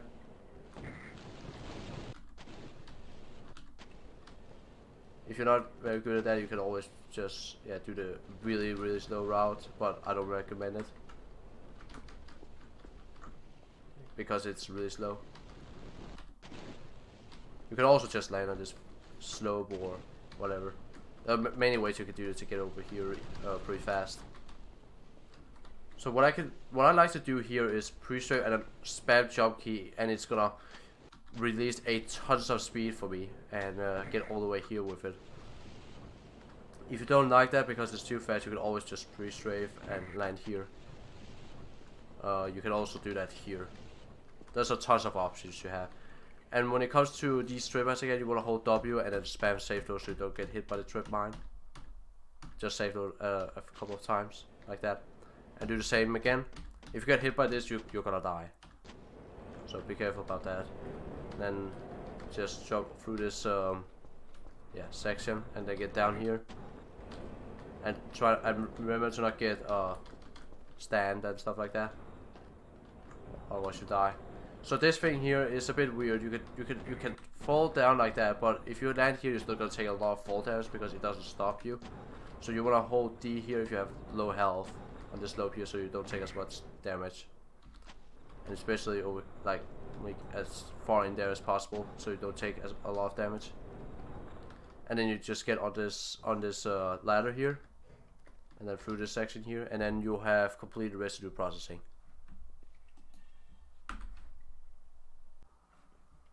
Alright, so now it's questionable FX. There's a few tricks here, some of them are pretty difficult I would say, but I would say with explanation it can be, you can get this down pretty easily actually, but yeah. So when you get here you wanna safely again, so you have all your stuff.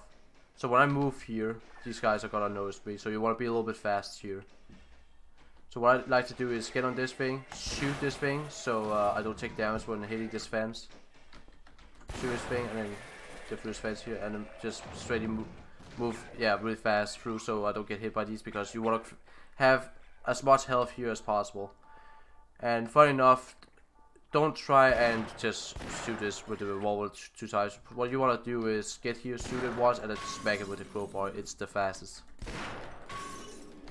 And when this class breaks, you want to pre-strafe, so you get through this door. And you want to take the satchels. Hey, it's no good. So here's the thing you want to do. So listen to this. I do a safe load here. You can hear those explosions. Those explosions are from the trip mines in that room you get to later on.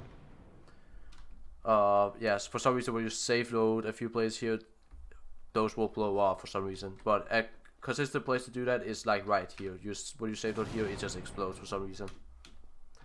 So there's 2 things you can do here. You can either just go through this normally, which I'm not going to show because it's pretty easy, straightforward, especially when you're looking down. Or you can do the R strike, which is a bit more difficult, and that is the satchel boost. So you want to be a bit far away from it, and then you can get the boost from it. If you do it too close here, you can die, like right here. But yeah, just jump and crouch, and then do a pre-strafe, like that, and then instantly look down so you don't get hit by the soldiers, and then just get through here. But yeah, this can be a bit tricky to get down, but it's not that hard actually. You just want to really be a bit far away from this, and then you can get it pretty easily. I guess there are other opportunities you could do, like maybe something like getting a boost from here. I guess you could do that, like find a setup for that, but again, you can avoid. You can accidentally just not get any damage from this if it's too close in there.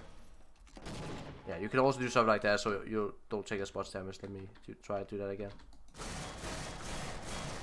So hit this and get here.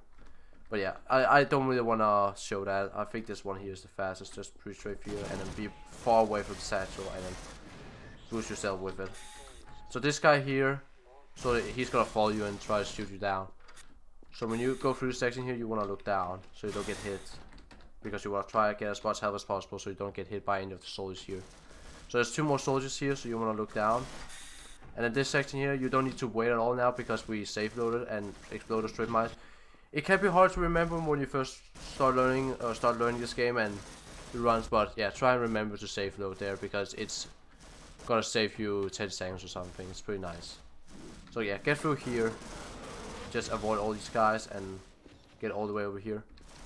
I guess you can go slow here, but you will have to look down to do that, I would say. But it's pretty weird how it works. This guy runs out sometimes, he doesn't, and this guy just keeps running around in circles, and this guy keeps shooting one of those guys. And this guy can also hit you sometimes. But yeah, you just want to avoid them all. And then you want to get up here and save the lead. Here comes a pretty difficult trick, but I'll try my best to explain it.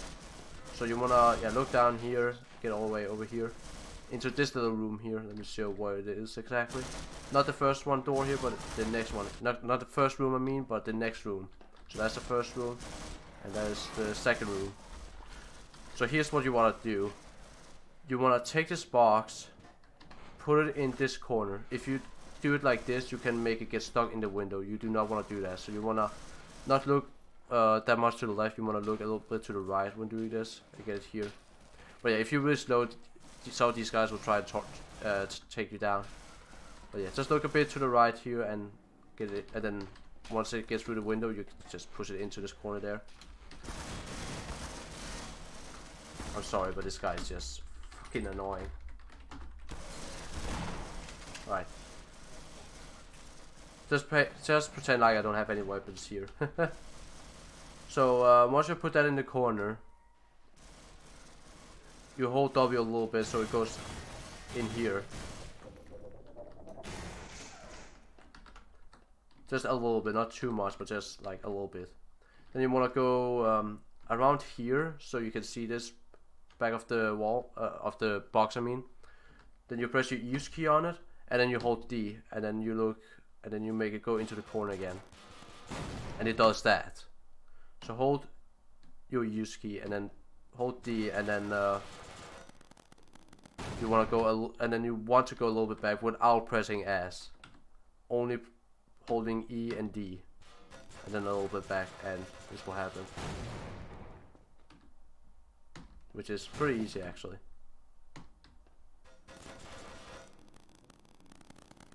So let me show that again, how it looks like for this map.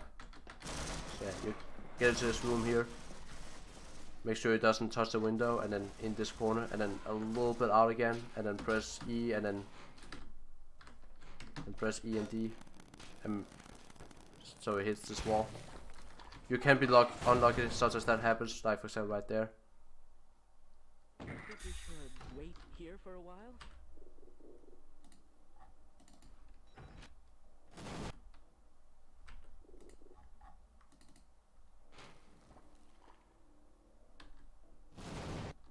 So when you get down here, you want to instantly press your use key on this guy and get here, because this thing is going to go slow to start with for a few seconds, and then it goes fast. But if you make this guy move to you instantly, he's not going to get hit by any of these. It's super consistent, so must do. And then get this guy through. There's not going to be any soldiers until the very end. And here's another thing you want to pay attention to. If you do this, he's not gonna follow you anymore, because well, in my case he actually did, but usually he doesn't. He's actually just gonna get stuck, like right there, because he's gonna get afraid by these guys. You want him to look at you all the time, so you want to do that. So you do the angle there. So when you get up here, this guy's gonna start shooting you. So you're gonna look down, make the sizes come close to the scanner, and when he does that, yeah, you can see I have low health here because of the fall damage I took earlier. Well, you basically want the sizes to stay there, and then you wanna bully these guys here to yeah, aim at you instead of the scientists. If you go away here, they're gonna shoot the scientists instead, and he could die from that. So you just want them to look at you and shoot at you, and when he opens the door, you just go through. It's pretty simple, but you gotta pay attention to a lot of things. And then here you wanna look down and then pre-strafe and then jump over these boxes, which is surprisingly easy actually. It's just jump and crouch over. And for some reason I'm taking damage, I don't know why. But yeah, don't be too slow here, but otherwise these explosives are gonna explode, yeah.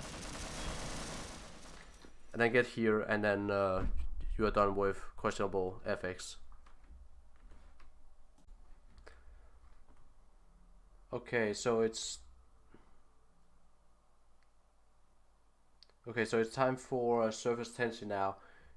This is probably going to be the hardest one of them all, if not the second hardest actually, because Lambda Core is actually harder, but this will be one of the hardest stages you will have to practice a lot, and this one is probably going to be the longest tutorial of them all. But I'll try my best to explain what's going to happen and what you need to do. And I'll try to show some of the easiest ones as well. So when you get here first, you save delete again after being in QE. So what you start with in this level is you charge up the gauze and then look this way. And one thing I highly recommend you do every time you jump and then release your gauze is that you crouch before you release the gauze, and it's because sometimes you might self gauze actually out of nowhere, and that can make it so you don't get any boost whatsoever and you lose a tons of health instead.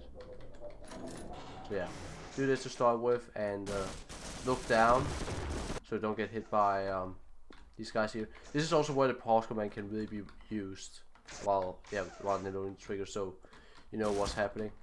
Just keep in mind that game time must keep going while you pause, and that's takes with pause to do that. But yeah, so you wanna avoid these two guys here. So just go around them while looking down, and then you're gonna go down here and just do what I show on my keyboard, holding D here. And sometimes you get like a thing here, so you get a bit more upward, not going upwards, but like you just don't fall down as much, and that can make it so you don't take as much damage But either way, no matter how you do this, what you want to do is get over here, so you don't take without taking too much damage. And then you're gonna load it up again, and then gauss again. So there's a trigger right here that just gives you a ton of speed. As you can see, there's 700 speed, 900 speed. So you want to hit that first, and then charge up the gauss, and then get over here. This ladder can be really annoying, so I just recommend you do this basically. But anyway, you can also just do this. But this ladder could be really annoying, so don't try and get on the edges here, like here or on the other side. It can be super annoying.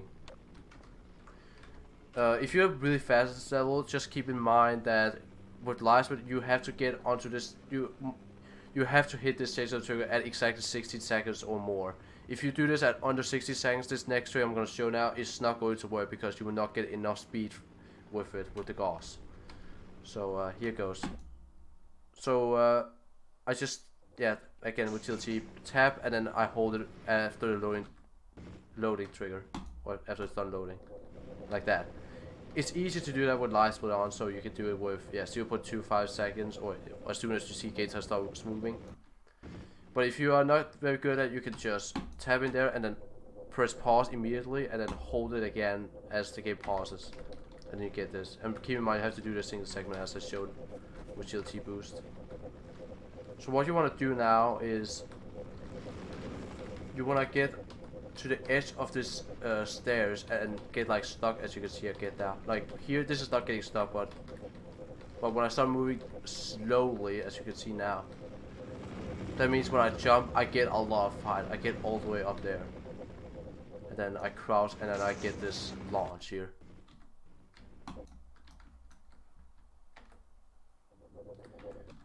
But yeah, keep in mind when doing this without pause, you have to tap it as soon as you hit the chaser trigger. Otherwise, it can be super hard to keep it.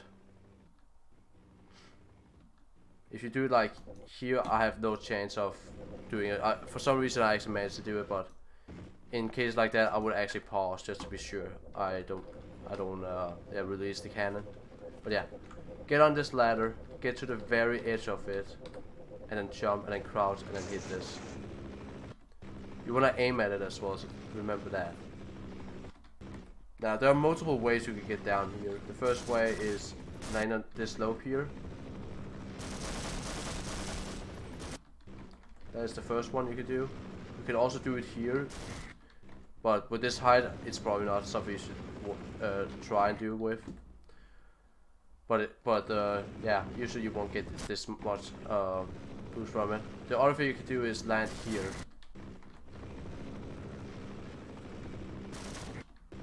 If I can get it. Like that. So you don't want to hit the wall or anything first, you want to hit the slope actually. Otherwise, you are actually gonna die here. So hit the slope first. Don't ever try and hit this thing first. Just hit the, hit this. That's what you want to hit. Like that. And then use the valve there. Pretty good. What the valve there I mean. And then look down and get here.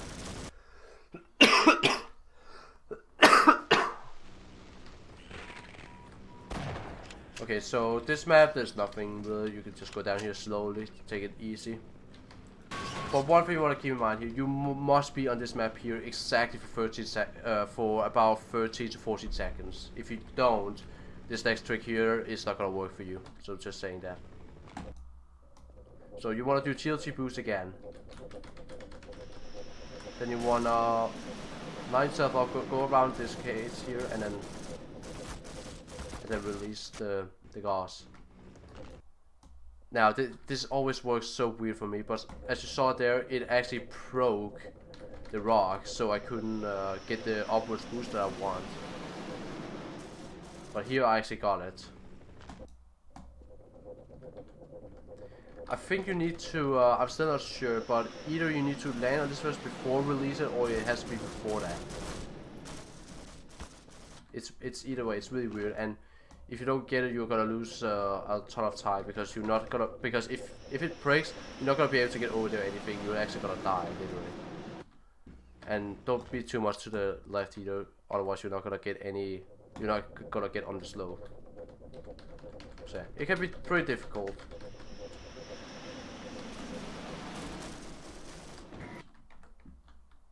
But yeah, just like that.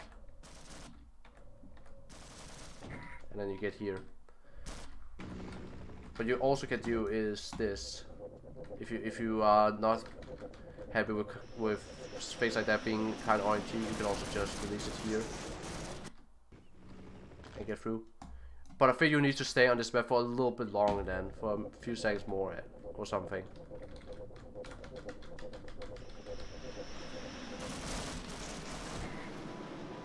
But you can see I have a ton of height, otherwise, ton of speed because I was on that map for a very long time. But you essentially want to hit this slope here, and you won't take any damage.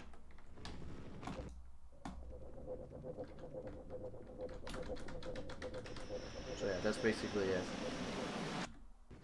Anyway, that's all I can really say about this map. There's nothing else really, and this is one of the hard ones, I would say.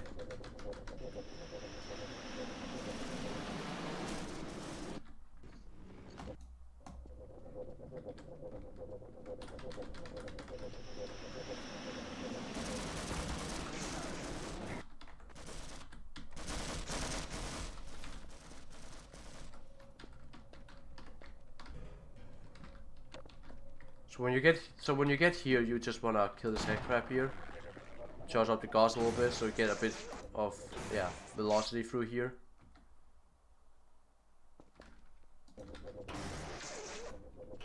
Because bunnyhopping through this is painfully slow.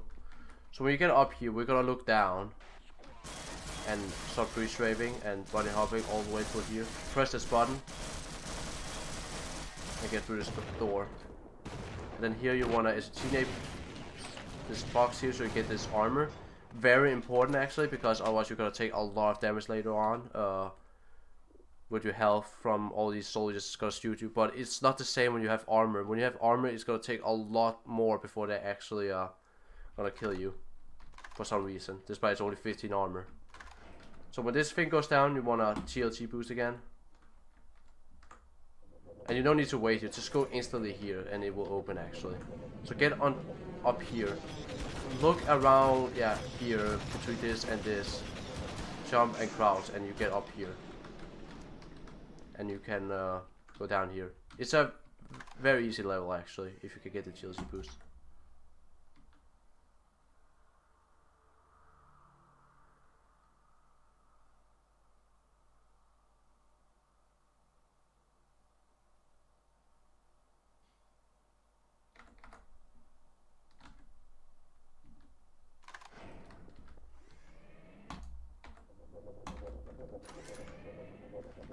So yeah, get up here, look here, and then get up here.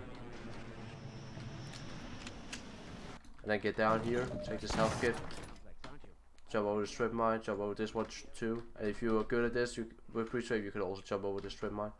If you can, you can always just go like this.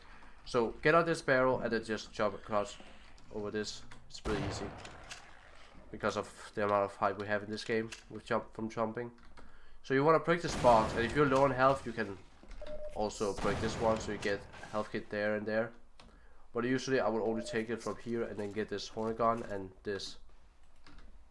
So you wanna get some gauze boots again, like that, and then you're gonna TLT boost again. And this one can be a bit more difficult because yeah, this all depends on how long you were on the previous map.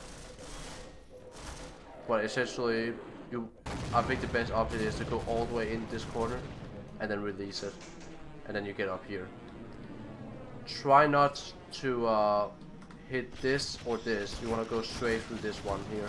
If you hit the other ones, you might actually get stuck and you have to reload it.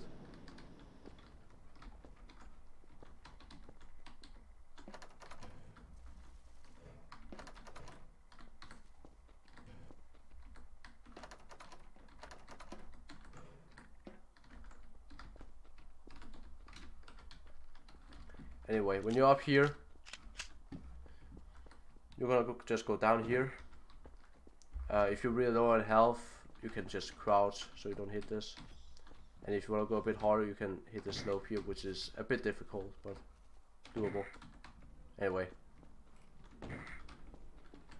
Get down here. Use this thing. Shoot this twice.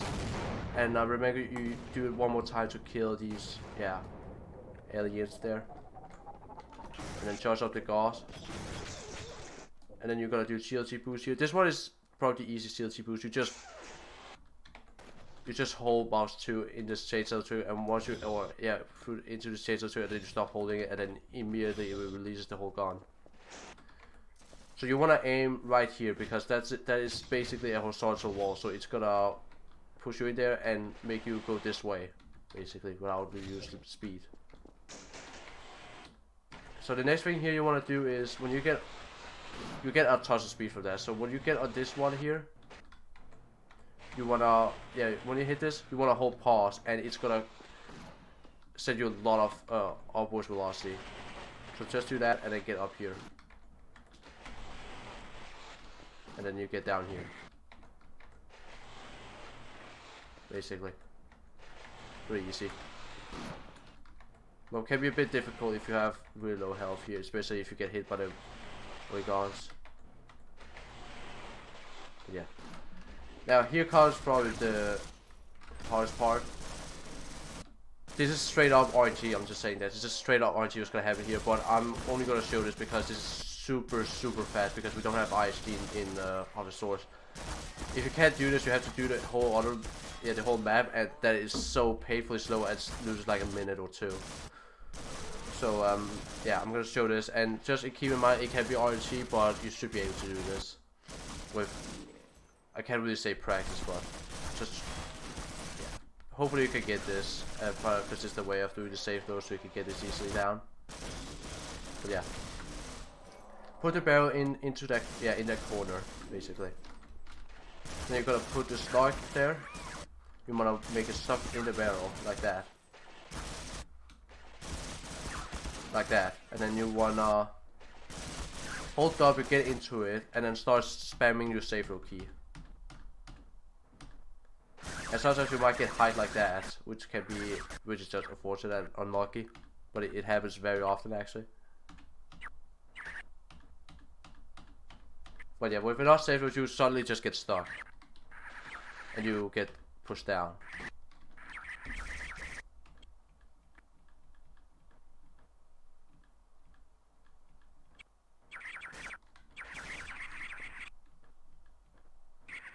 Like that, there we go. Now it got stuck. And then I just keep save loading down here.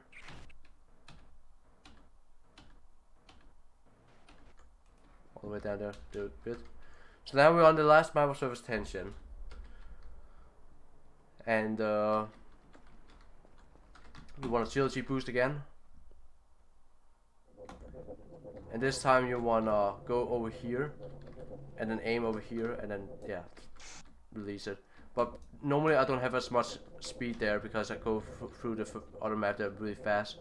If that's the case, you really slow down, you will have a lot of speed here, so you can just do it over here and then hit a lot of speed through this. Remember to hit all the horizontal walls and not like these straight up walls, but horizontal walls, because they're gonna push you further on, even though it's gonna lose a tiny bit of speed, but it's completely fine. And then you just get all the way over here, which is pretty nice and really fast.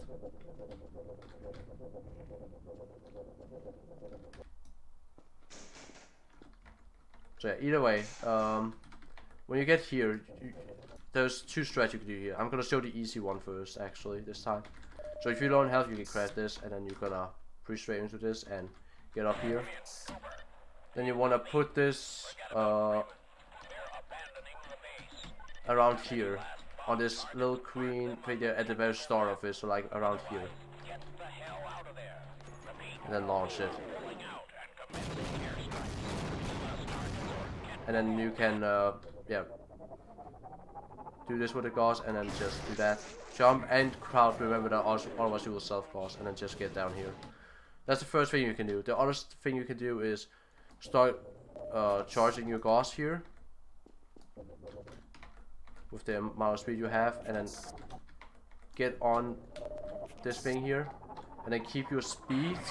Oh, like that could have worked actually. Like, but yeah, kind of like so. Just get on this thing here, and then keep your speed. Get on this thing.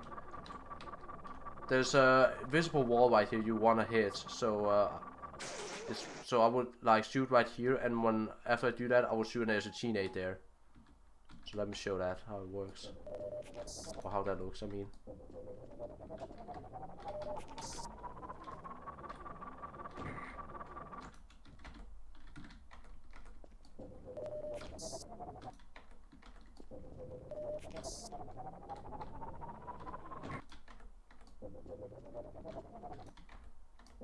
But yeah, as I said, this one here is pretty difficult, but it saves like a bit of time if you can get this down. So get here, shoot right here. You can hear like I hit something, and then put it, and then shoot as a cheat here. But because I hit it here, it's not the same place I hit it, so I'll probably want to do it lower down here. So right down here, and then I just shoot here. Yeah, it's just right here.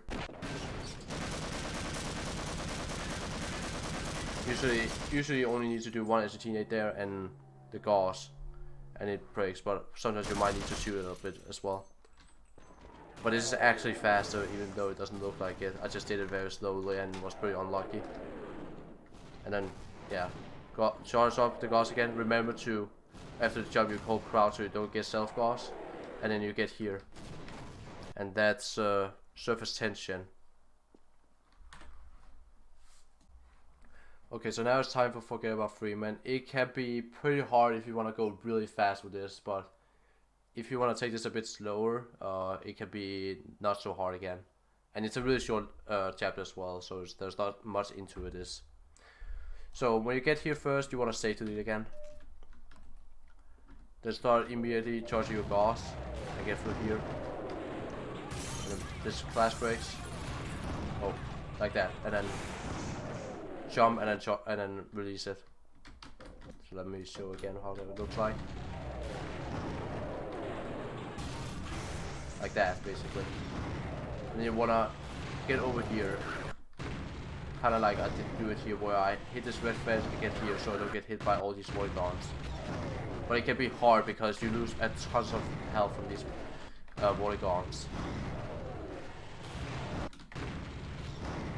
So I'm just saying this is super difficult to do.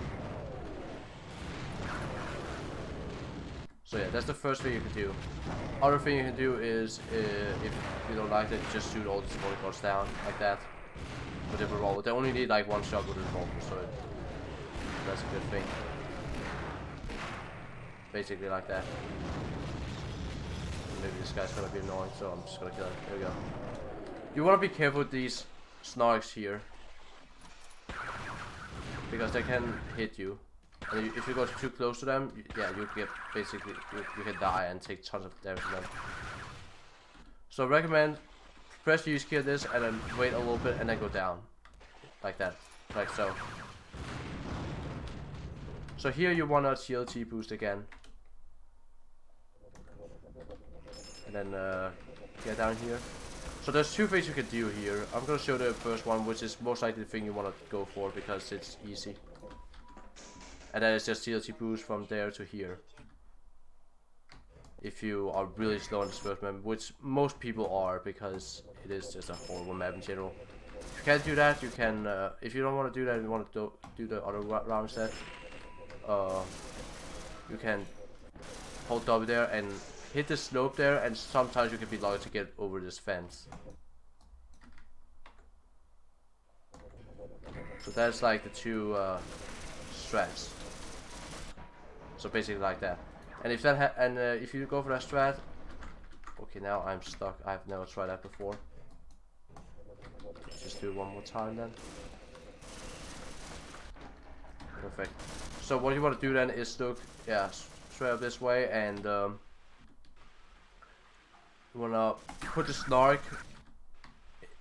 like in the water, and then, well, not in the water, but close to the fence, but yeah, like in the fence, and then you hold space right after. And as you get your height there, you want to crouch immediately. so you get on defense. This can be really difficult to actually do. So it's not something I would say is easy. But if you do want to do the fast route, you can always do this and then get up and then get over. But yeah. But it definitely doesn't help when this monster is actually blocking me. So when you get up here, you want to get here. And you can crouch through here. Well, kind of like standing up and then crouch. Like that. Okay, so you probably want to kill this guy here. And for some reason it didn't hit him. Like that, there we go. Take those health kits here, they're pretty important. They get up here and yeah, charge cross and all of that, you know. So with this elevator here, you press it here and then you press this one and go out as fast as possible, like that. And then TLT boost again. Like that, basically.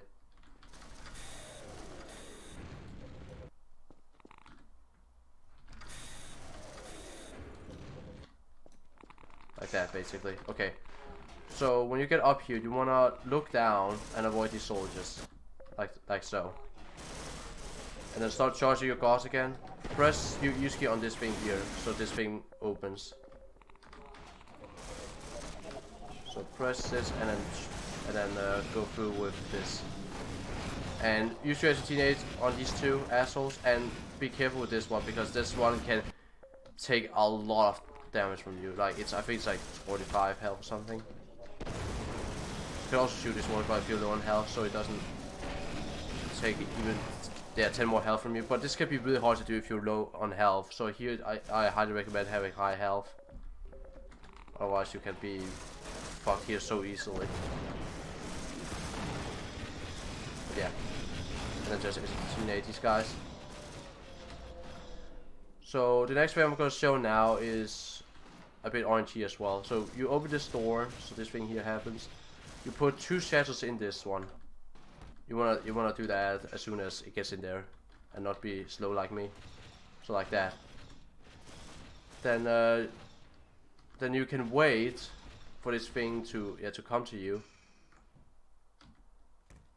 or for it to close itself. Like you can see, if I wait, it's gonna close by itself. Yeah, like that. That's how it works. But you just want to put the 2 shadows in here, immediately press this yellow button, and then get in here. And then it's gonna load into Lambda Core. Now there are 2 ways this door can go. Either it will, after pressing the yellow button, it will go here and then out here again, and then in again, and then it goes out again. So that's 2 times it does that before you go down. Or it could do the faster one that is RNG. Yeah, another one is faster. But those 2 RNG. It depends on the game which one it likes to do. So the other thing is the fast one, where it just gets stuck here for like 3 or 4 seconds after pressing the yellow button, and then it goes out, and then you immediately go to the next level. I got the fast one earlier, like the one I just showed. So let's see what I get out. That one is the slow one I'm getting now. So I guess you could just look at the video again and see those 2. But yeah, you basically wanna go in here, around where I am standing, and then look down. You gotta be careful where you are standing. If you stand, if your position is a bit off, then that is the slow one I get, by the way. If your stand is a bit off, you might not get this. Like I think if I do it here, I'm not gonna get it. Oh, I will. Okay. But it really depends on where you stand. I think you should be a little bit careful with this. Yeah, like here it doesn't work. So around here is where you want to stand. So you want to hold crouch when doing this, by the way, just so you know. And yeah, let's forget about Freeman. So now I'm gonna show Lambda Core.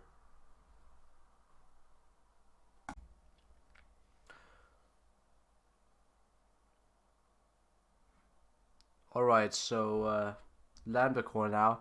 This is probably gonna be a pretty boring level and lots of save loads and some pretty difficult tricks also. So first thing what's gonna happen after you get stuck here and forget about Freeman is that you wanna hold crouch and you wanna keep spam your save load key all the way down here.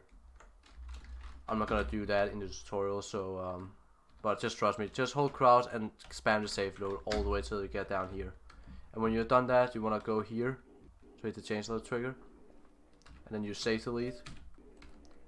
Then you load this gauze here and shoot at this guy's legs, so you hit the other alien right here. You wanna hit both with the same gauze charge, like that. You know you have got the other one when you see that room turns a little bit green because the other one is coming up. So yeah, hit this guy, then shoot this barrel right there, and then just keep shooting this guy till he dies. Just like so. So when he opens the door, you just shoot him once, like that, and then he goes to the door. If you shoot him more and he dies, yeah, this is what's gonna happen. I can't move or anything, and yeah, it shows this. So yeah, don't do that. You don't want to take any health or anything. Just crouch and jump and hold crouch and get up here, and do the same again, but over this fence. So you can't do this one jump and holding crouch. You need to crouch and jump and hold crouch. Same here. And you do this while wall straying, by the way. So crouch, jump, and hold crouch and get over this, basically. Like that. There you go. And then you get down here. So we want to do agility boost now, which can be a bit hard to do in this elevator. But you want to wait till this yellow light get almost all the way up top. That one in the wall right there. So now, and now I have it. It's not. It doesn't matter if you don't get this. It's not the biggest issue ever. Could have been a lot worse. You want to charge it right here. And the reason you don't want to do it earlier is because. Wait, let me get this again.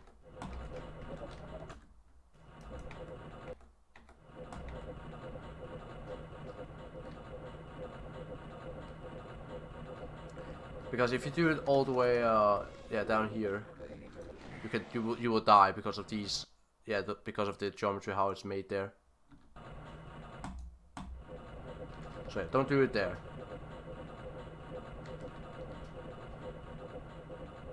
So yeah, just go with this speed here, and then here, and then what you wanna hold your gauze when you're about to get it down in the water, like that. If you do it first when you're under the water, it's too late.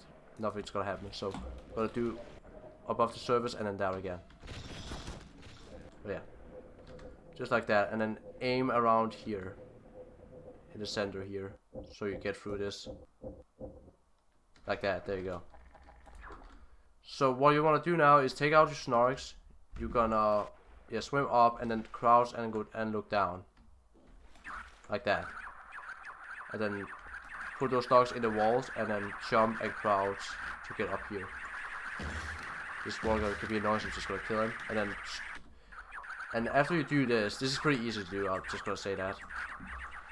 Just remember to look down enough. If you look too much this way, you're not gonna get anything from this. So if something happens, you might have to look down a bit more. So yeah.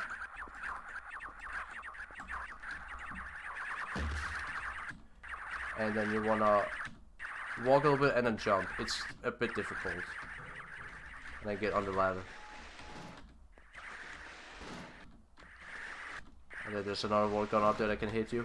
But yeah, just grab this ladder, get to this ladder. Not getting hit by any of these things. Stay in this corner here, otherwise this thing's gonna hit you. Well, it can, but yeah. So now we are on this level now.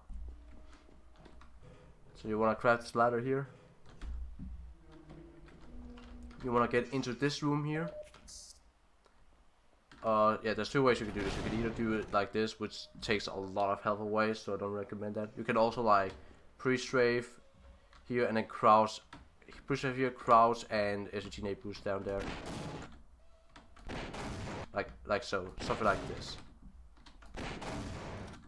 it's pretty awkward how this works, but pretty nice if you get it down. But otherwise, if you have problems with it, just do this. There's health a few places, like there's some here. You take. You want to shoot the scientist so it doesn't block you anymore. And there's also health here you can take. Now at this level here. So I'm gonna show the void clip strat first. Action Storm has made a video about it, but I'm just gonna show the consistent wall clip first you need to do with this. So for this you need a bind that looks something like this. Sensitivity 0.1 or something, and the default sensitivity you have. Don't use 4.9 like I do. Use the one you usually have. Just look in. You can look in options video. Options mouse. I mean, right here, what you usually have to get your default one. So when I use mouse free right F3, when I press F3 right there, I need to move my mouse a lot to look. And when I go back, yeah, you get it what I mean. So to get this consistent wall clip, you need to go into this corner here. And then you're gonna look at exactly minus 38.63. Which is right here. Minus 38.63. You can look at it in angles on the Y coordinate, which is like the one in the middle in the angles.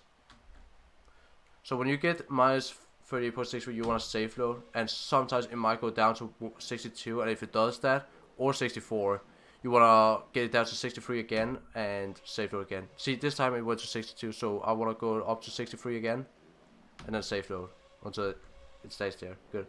And just to make sure I'm stuck in this corner, there we go. I will now press this key here, which is YSPT stock safe 2. What that does is that when I get stuck in something, it's gonna make a save named 2, which is the same as this one basically. It's gonna make that save, and I have 2 hard saves for this game, and this is what I use, one of them. I just save with this and then load, but when I do this, I can just load with 2, and it will load this one I just made when I got stuck. You get stuck when you do wall clicks. You get stuck for a split second, and then you are not stuck anymore, and you're usually humans are not able to react to that. It's really difficult. So that's why we use scripts for that. This is not allowed for if you run scripts, by the way. But yeah, so I use that command now. YSPT stock safe. Don't use that at the start of a run because that means if you get stuck or something, you're already instantly gonna make this basically. But yeah, let me show. So you just hold W. Sometimes you might be unlucky, you don't get it. There you go. I got it right there. You can see it made a save right there. So let me do that again. See, now it makes a save. So every time it makes a save and I get stuck in like I just did there, I'm not gonna get the save anymore. But if I press my button again for the Y_SPT_ stock save again, I will get stuck and it will save. If you keep holding forward and you don't get this, either you are just unlucky with not getting this once or twice. Otherwise, if you keep not getting this, it's because you're not in this corner correctly, and you need to do it again. That's basically how I can describe it. I can't really do anything else about it. And now you want to charge up your gauze fully and look behind you at 140. Like so. There you go. Then you want to safe load. And then switch to 30 FPS. Then safe load again. And then you want to have this command now, because now we're going to do basically void clips. And it's a lot harder to do void clips in Half-Life Source because the load times are a lot faster than in Half-Life 2. So you want to have this command. The problem here is that with Wait 27, it all depends on your computer, how fast it is at loading. Sometimes you might have to lower or set this more up, depending on your computer. But this is what works for me, so I just press that a couple of times till I get here. And then I safe load down now. Like so, there you go. And you want to keep your 30 FPS. So a way you can check if this is right or wrong with Wait 27 is that every time you press the key and you just don't move forward at all, like not at all after doing it many times, that means you have too little weights and you need more weights. If you see the save pops up, like when I do this, if you see that pops up after I press the save load key to do the void clip, if you see that pop up, that means you have too many weights, because if you do that, it will basically stop you from doing this and you will just go down instead of keep going forward. You just go down instead. So if it shows that you have too many weights and you need to lower down, but yeah, 27 is what works for me. And one thing I will have as a tip here if you play in window mode, I don't know why this is like this for me, but it's just this. But when you're gonna do these long save loads for Lambda Core,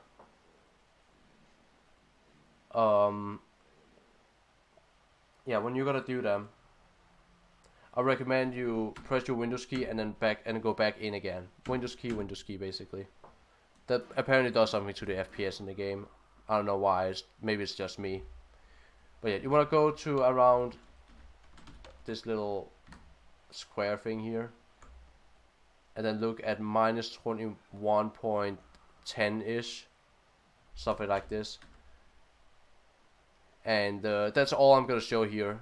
Then I'm going to stop. The rest is actually Storm showing how to actually perform this. So yeah.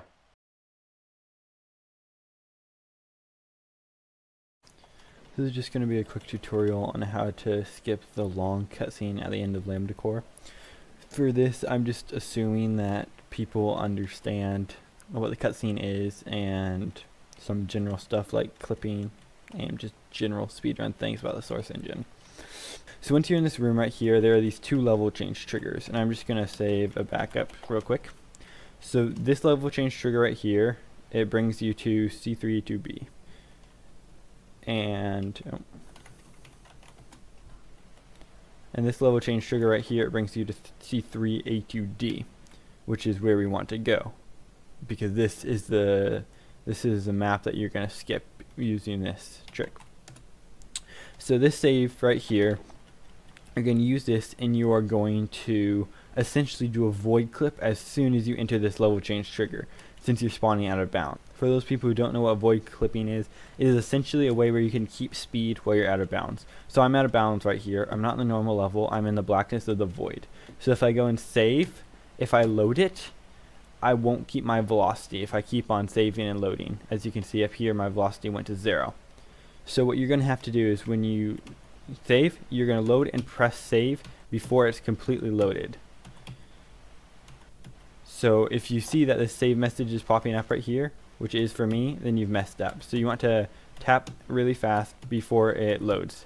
So I have a bind for this called, I just call it my void clipping bind. But what you do is load quick and then wait 20 and save quick. So the waits will be different for each person depending on how fast your computer is.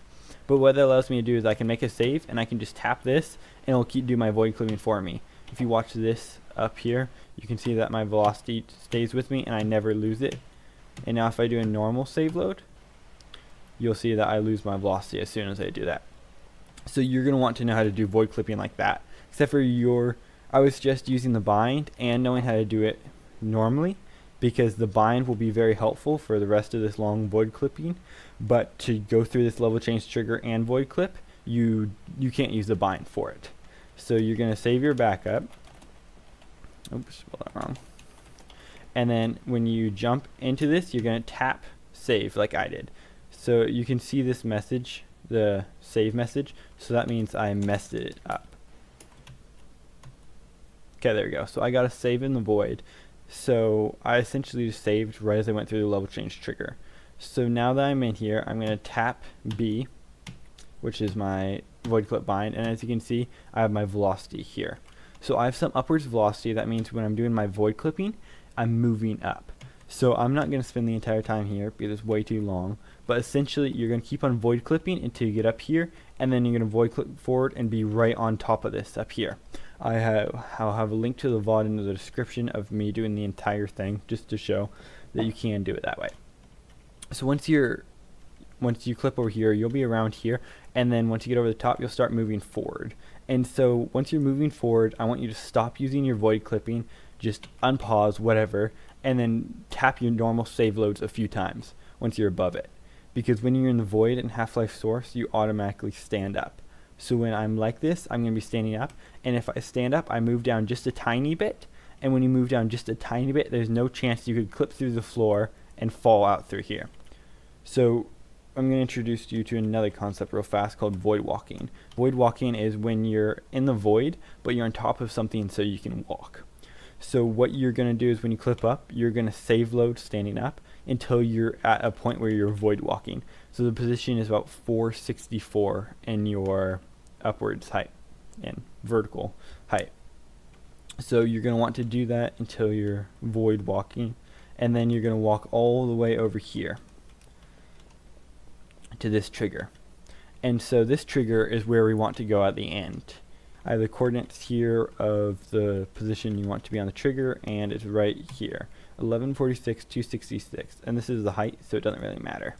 So what you're going to do, you're going to position yourself right up here. I'm going to position myself at about 266. I'm going to put my angles right here so that they're as close to 0 as possible, because I don't want to get too far off. And I'm going to walk forward and save. And then I'm going to hit my void clip in again, and I'm going to wait until my position hits 1146.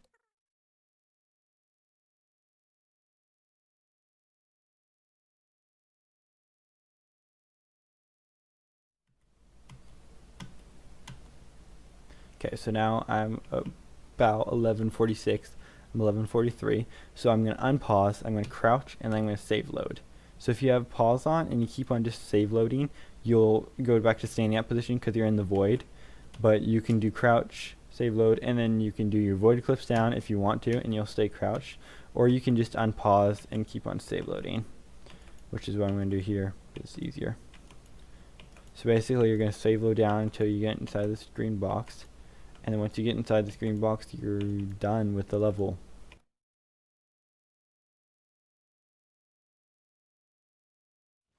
Okay, so now I'm in here, and these triggers will teleport me, and bam, I'm in Zen. I completely skipped the entire cutscene. So let me go back to here. So. And also one more thing, if you do all this Lambda Core skip and going for that, which will take minutes to do in real time otherwise, but it saves like 2 or 3 minutes.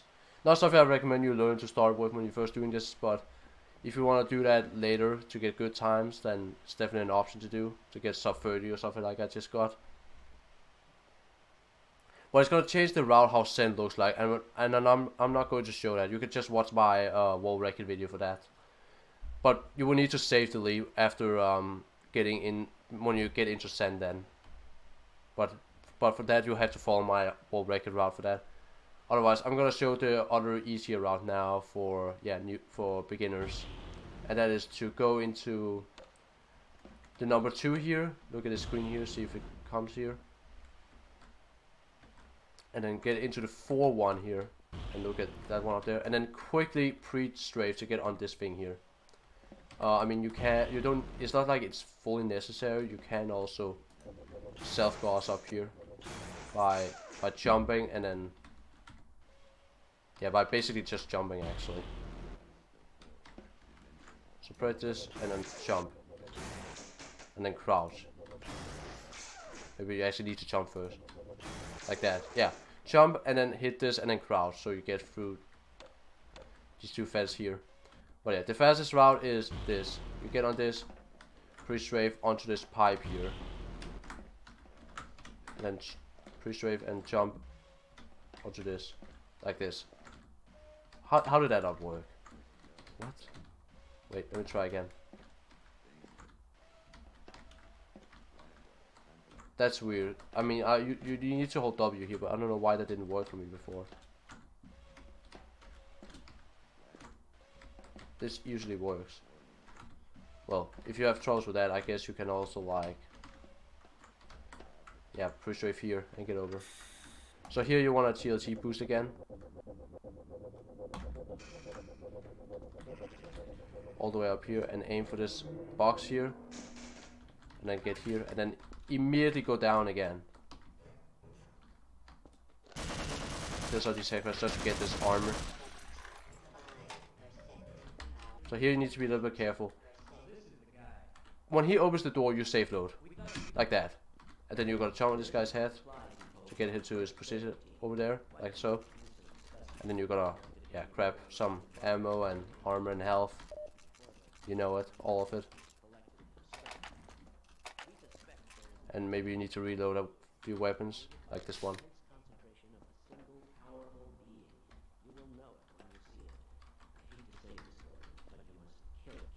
Okay, so Bonnie's gonna say, yeah, you better kill it. And you're gonna look a bit away from the scientist.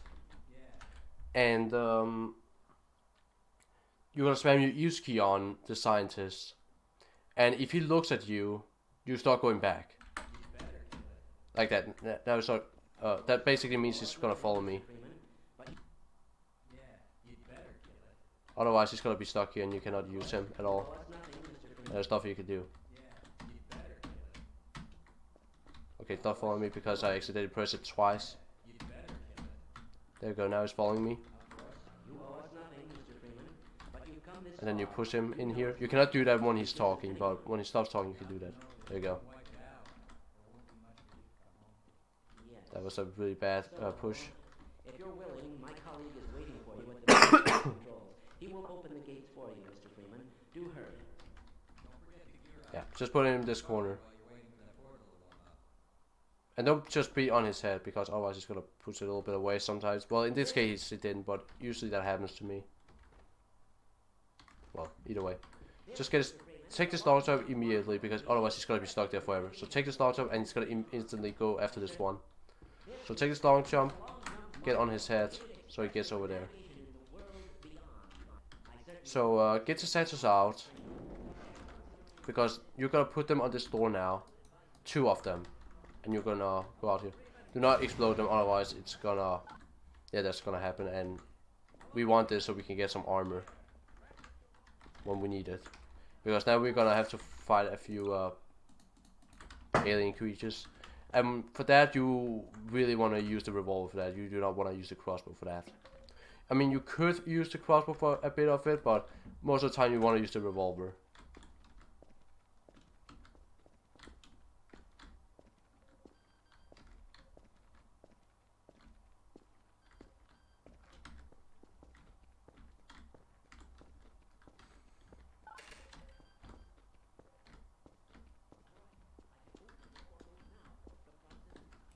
But yeah, now there's not much to do here now. This is like a really long cutscene. This is why I rather want to do the void clip strategy, because yeah, even though it's not fast in real time and all of that, but it saves like 2 or 3 minutes in game time, so that's why I want to do that.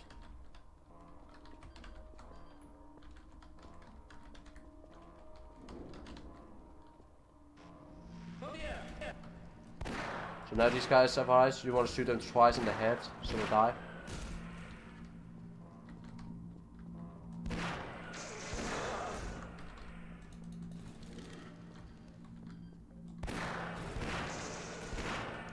It's not like fully necessary to get in the teleport with 100, but if you lose like 50 armor, it's definitely a good way to go back and get some armor.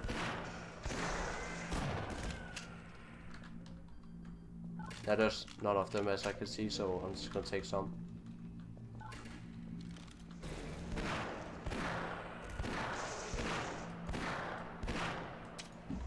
Oh, now that thing there pops up, that means he's really close to be done with this. So I'm not gonna fight it anymore. So when you see a red thing comes, there you go. He comes there, and then you could instantly go.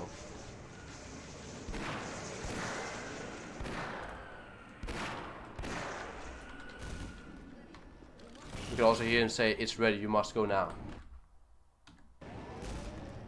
But yeah, that's basically it. And then you're done with Lambda Core.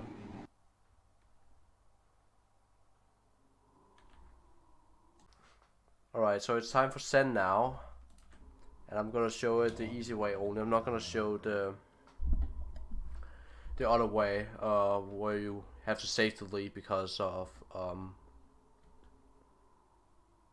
because you do the void clip in Lambda Core.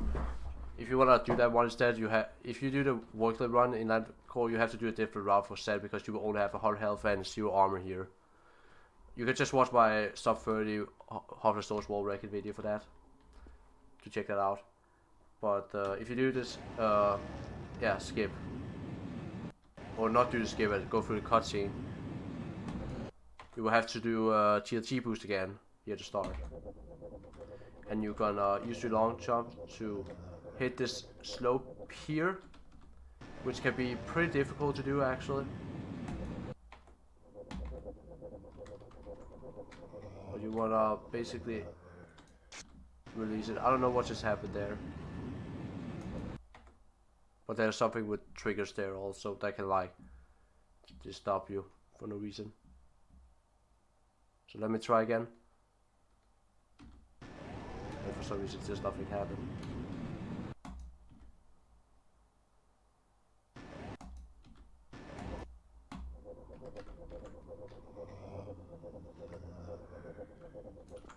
So you wanna hit that. You wanna hit the slope here. That prevents you from taking fall damage.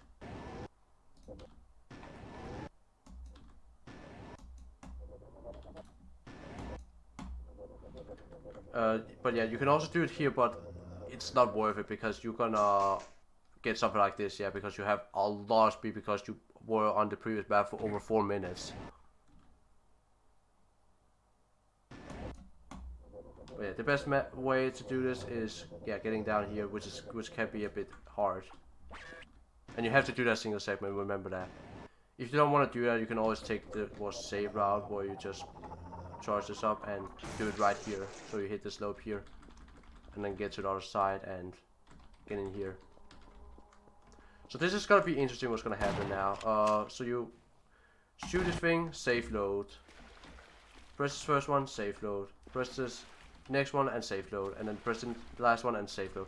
And then you're gonna keep spamming save loads, and those yellow butterflies will get into their little thing really fast by just spamming save load a couple of times. It's really weird. I don't know why it's like that.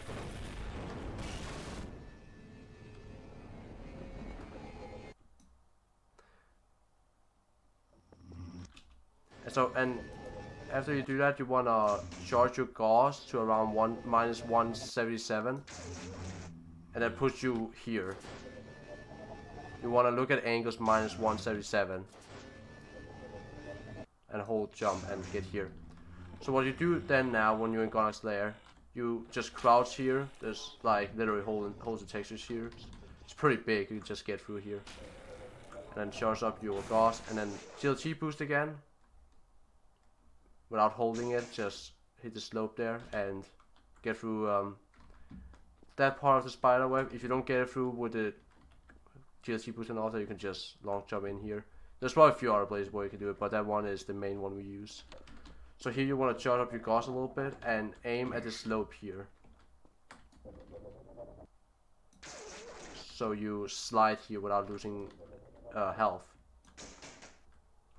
Like so, yeah. And if you do the other route, you will use satchels here, but in this case, because we went through the Lambda Core, we use trip mines here. So you place your trip mines around here, and then go away as fast as possible, because they might explode actually on purpose. So just use the SG-nade on those and you can go down. If it doesn't break, just shoot it till it breaks, basically, with the SMG. So when you get to Interloper here, you want to go here, and then just use the long jump to get here. Remember, to use long jump, you can just hold W, crouch, and jump. So yeah, just long jump here and then get in here. And then shield G boost again. Just to get a tiny bit ahead here. And then you go through these sections here. Long jump here.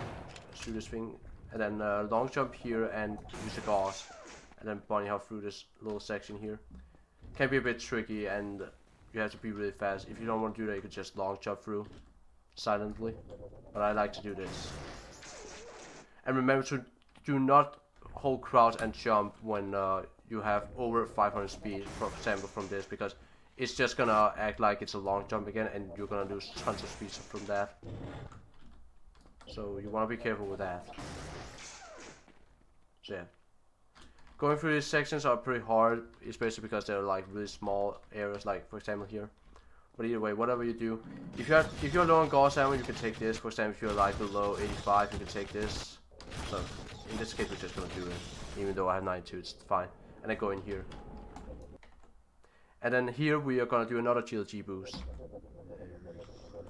And then long jump, and then hit this blue barrel here.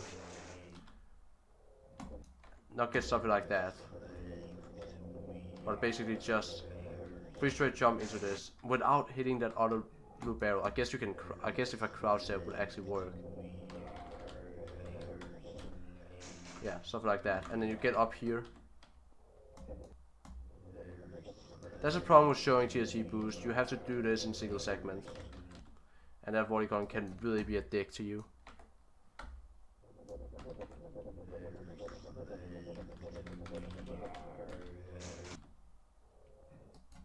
Yeah, this is just not going very well right now. Come on.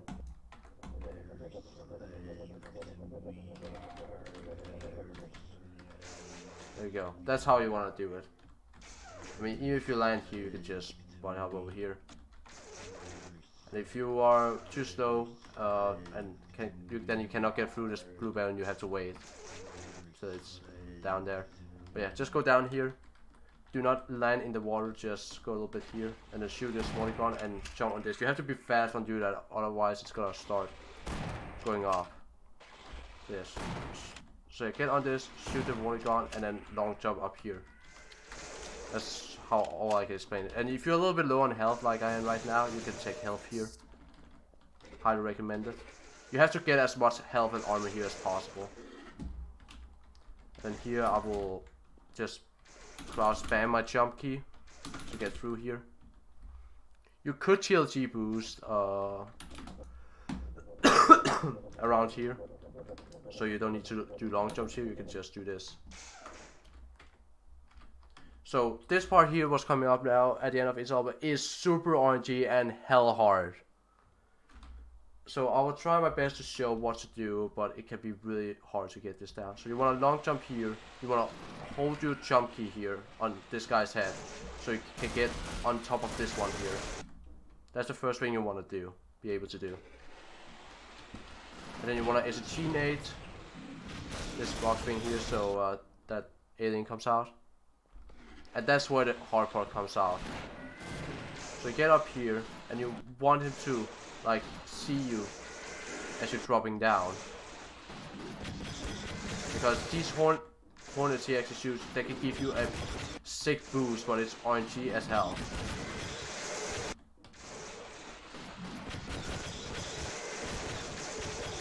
But yeah, as you can see, it's super annoying.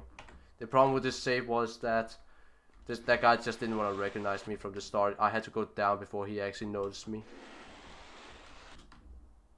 But yeah, landing on this thing can also be a bit tricky. So I crouch here, and then like this one is really good because he immediately knows me as he sees me from here up here. So when I drop down here, he hits me with his hornets, and I get up here and I fly in the sky.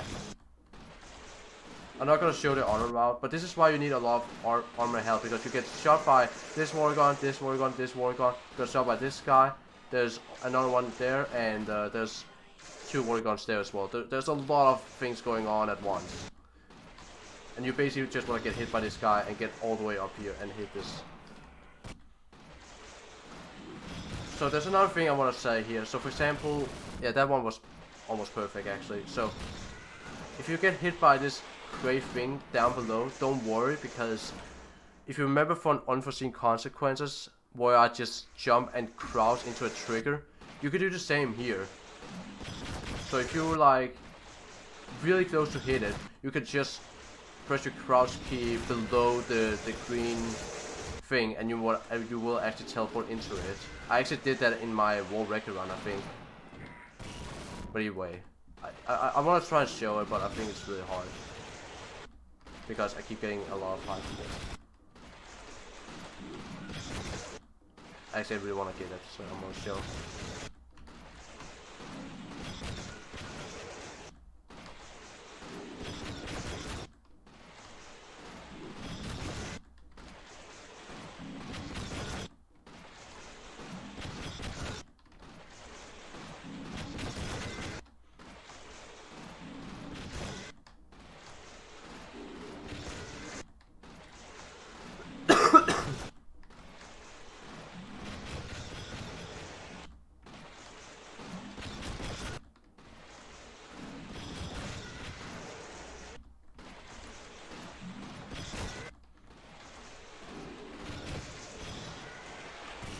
So like there, I just crouched and I got it.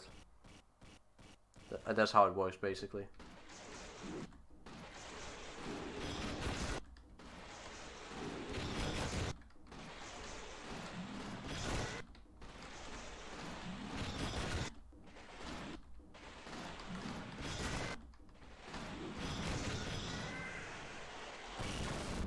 So after you get in there, you wanna charge your guards again to get a boost here to get into this. If you have a tons of health, you can just do it easily. Just get there because you only lose like max what 60 health from this, which is still a lot, but yeah. And you want to also hold S while going down. If you're low on health, you can still make it. Actually, you can hit this slow right there and get in, but it's really hard. But you can do that either way. So around here, you want to have at least 80. Gauss ammo, what I would call it, and 8 SMG nades. You want to have that at least. That's a minimum requirement for this. Either way, what I want to do now is time for Nihilanth, and Nihilanth is actually not too bad. It can be a bit RNG, but it's pretty simple mostly. So you want to use your blue one on this one, and this one, and this one. And then you want to use the rest of the blue one on Nihilanth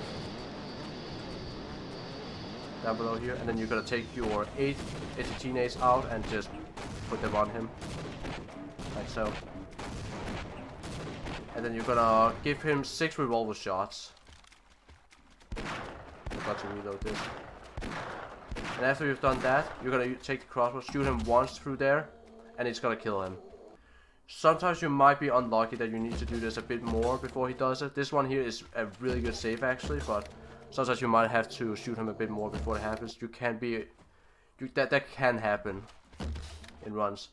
Whatever you do with this, don't ever try and use one of these pads here to shoot him from up top, because he will never die from that. You will have to crowbar him this way. That's the only way to do it up there. So the best way is to literally shoot through here with a crossbow or the shotgun. That's actually the best way to do this. And yeah, that's basically the game. So if you made it all this way far and watched the whole tutorial, then now you're ready to start speedrunning Half-Life Source, and I wish you the best of luck with that. This can be really fun. Just a few RNG plays that can be a bit annoying, but overall this speedrun is not bad at all, and it's pretty good to learn. So thank you all very much for watching.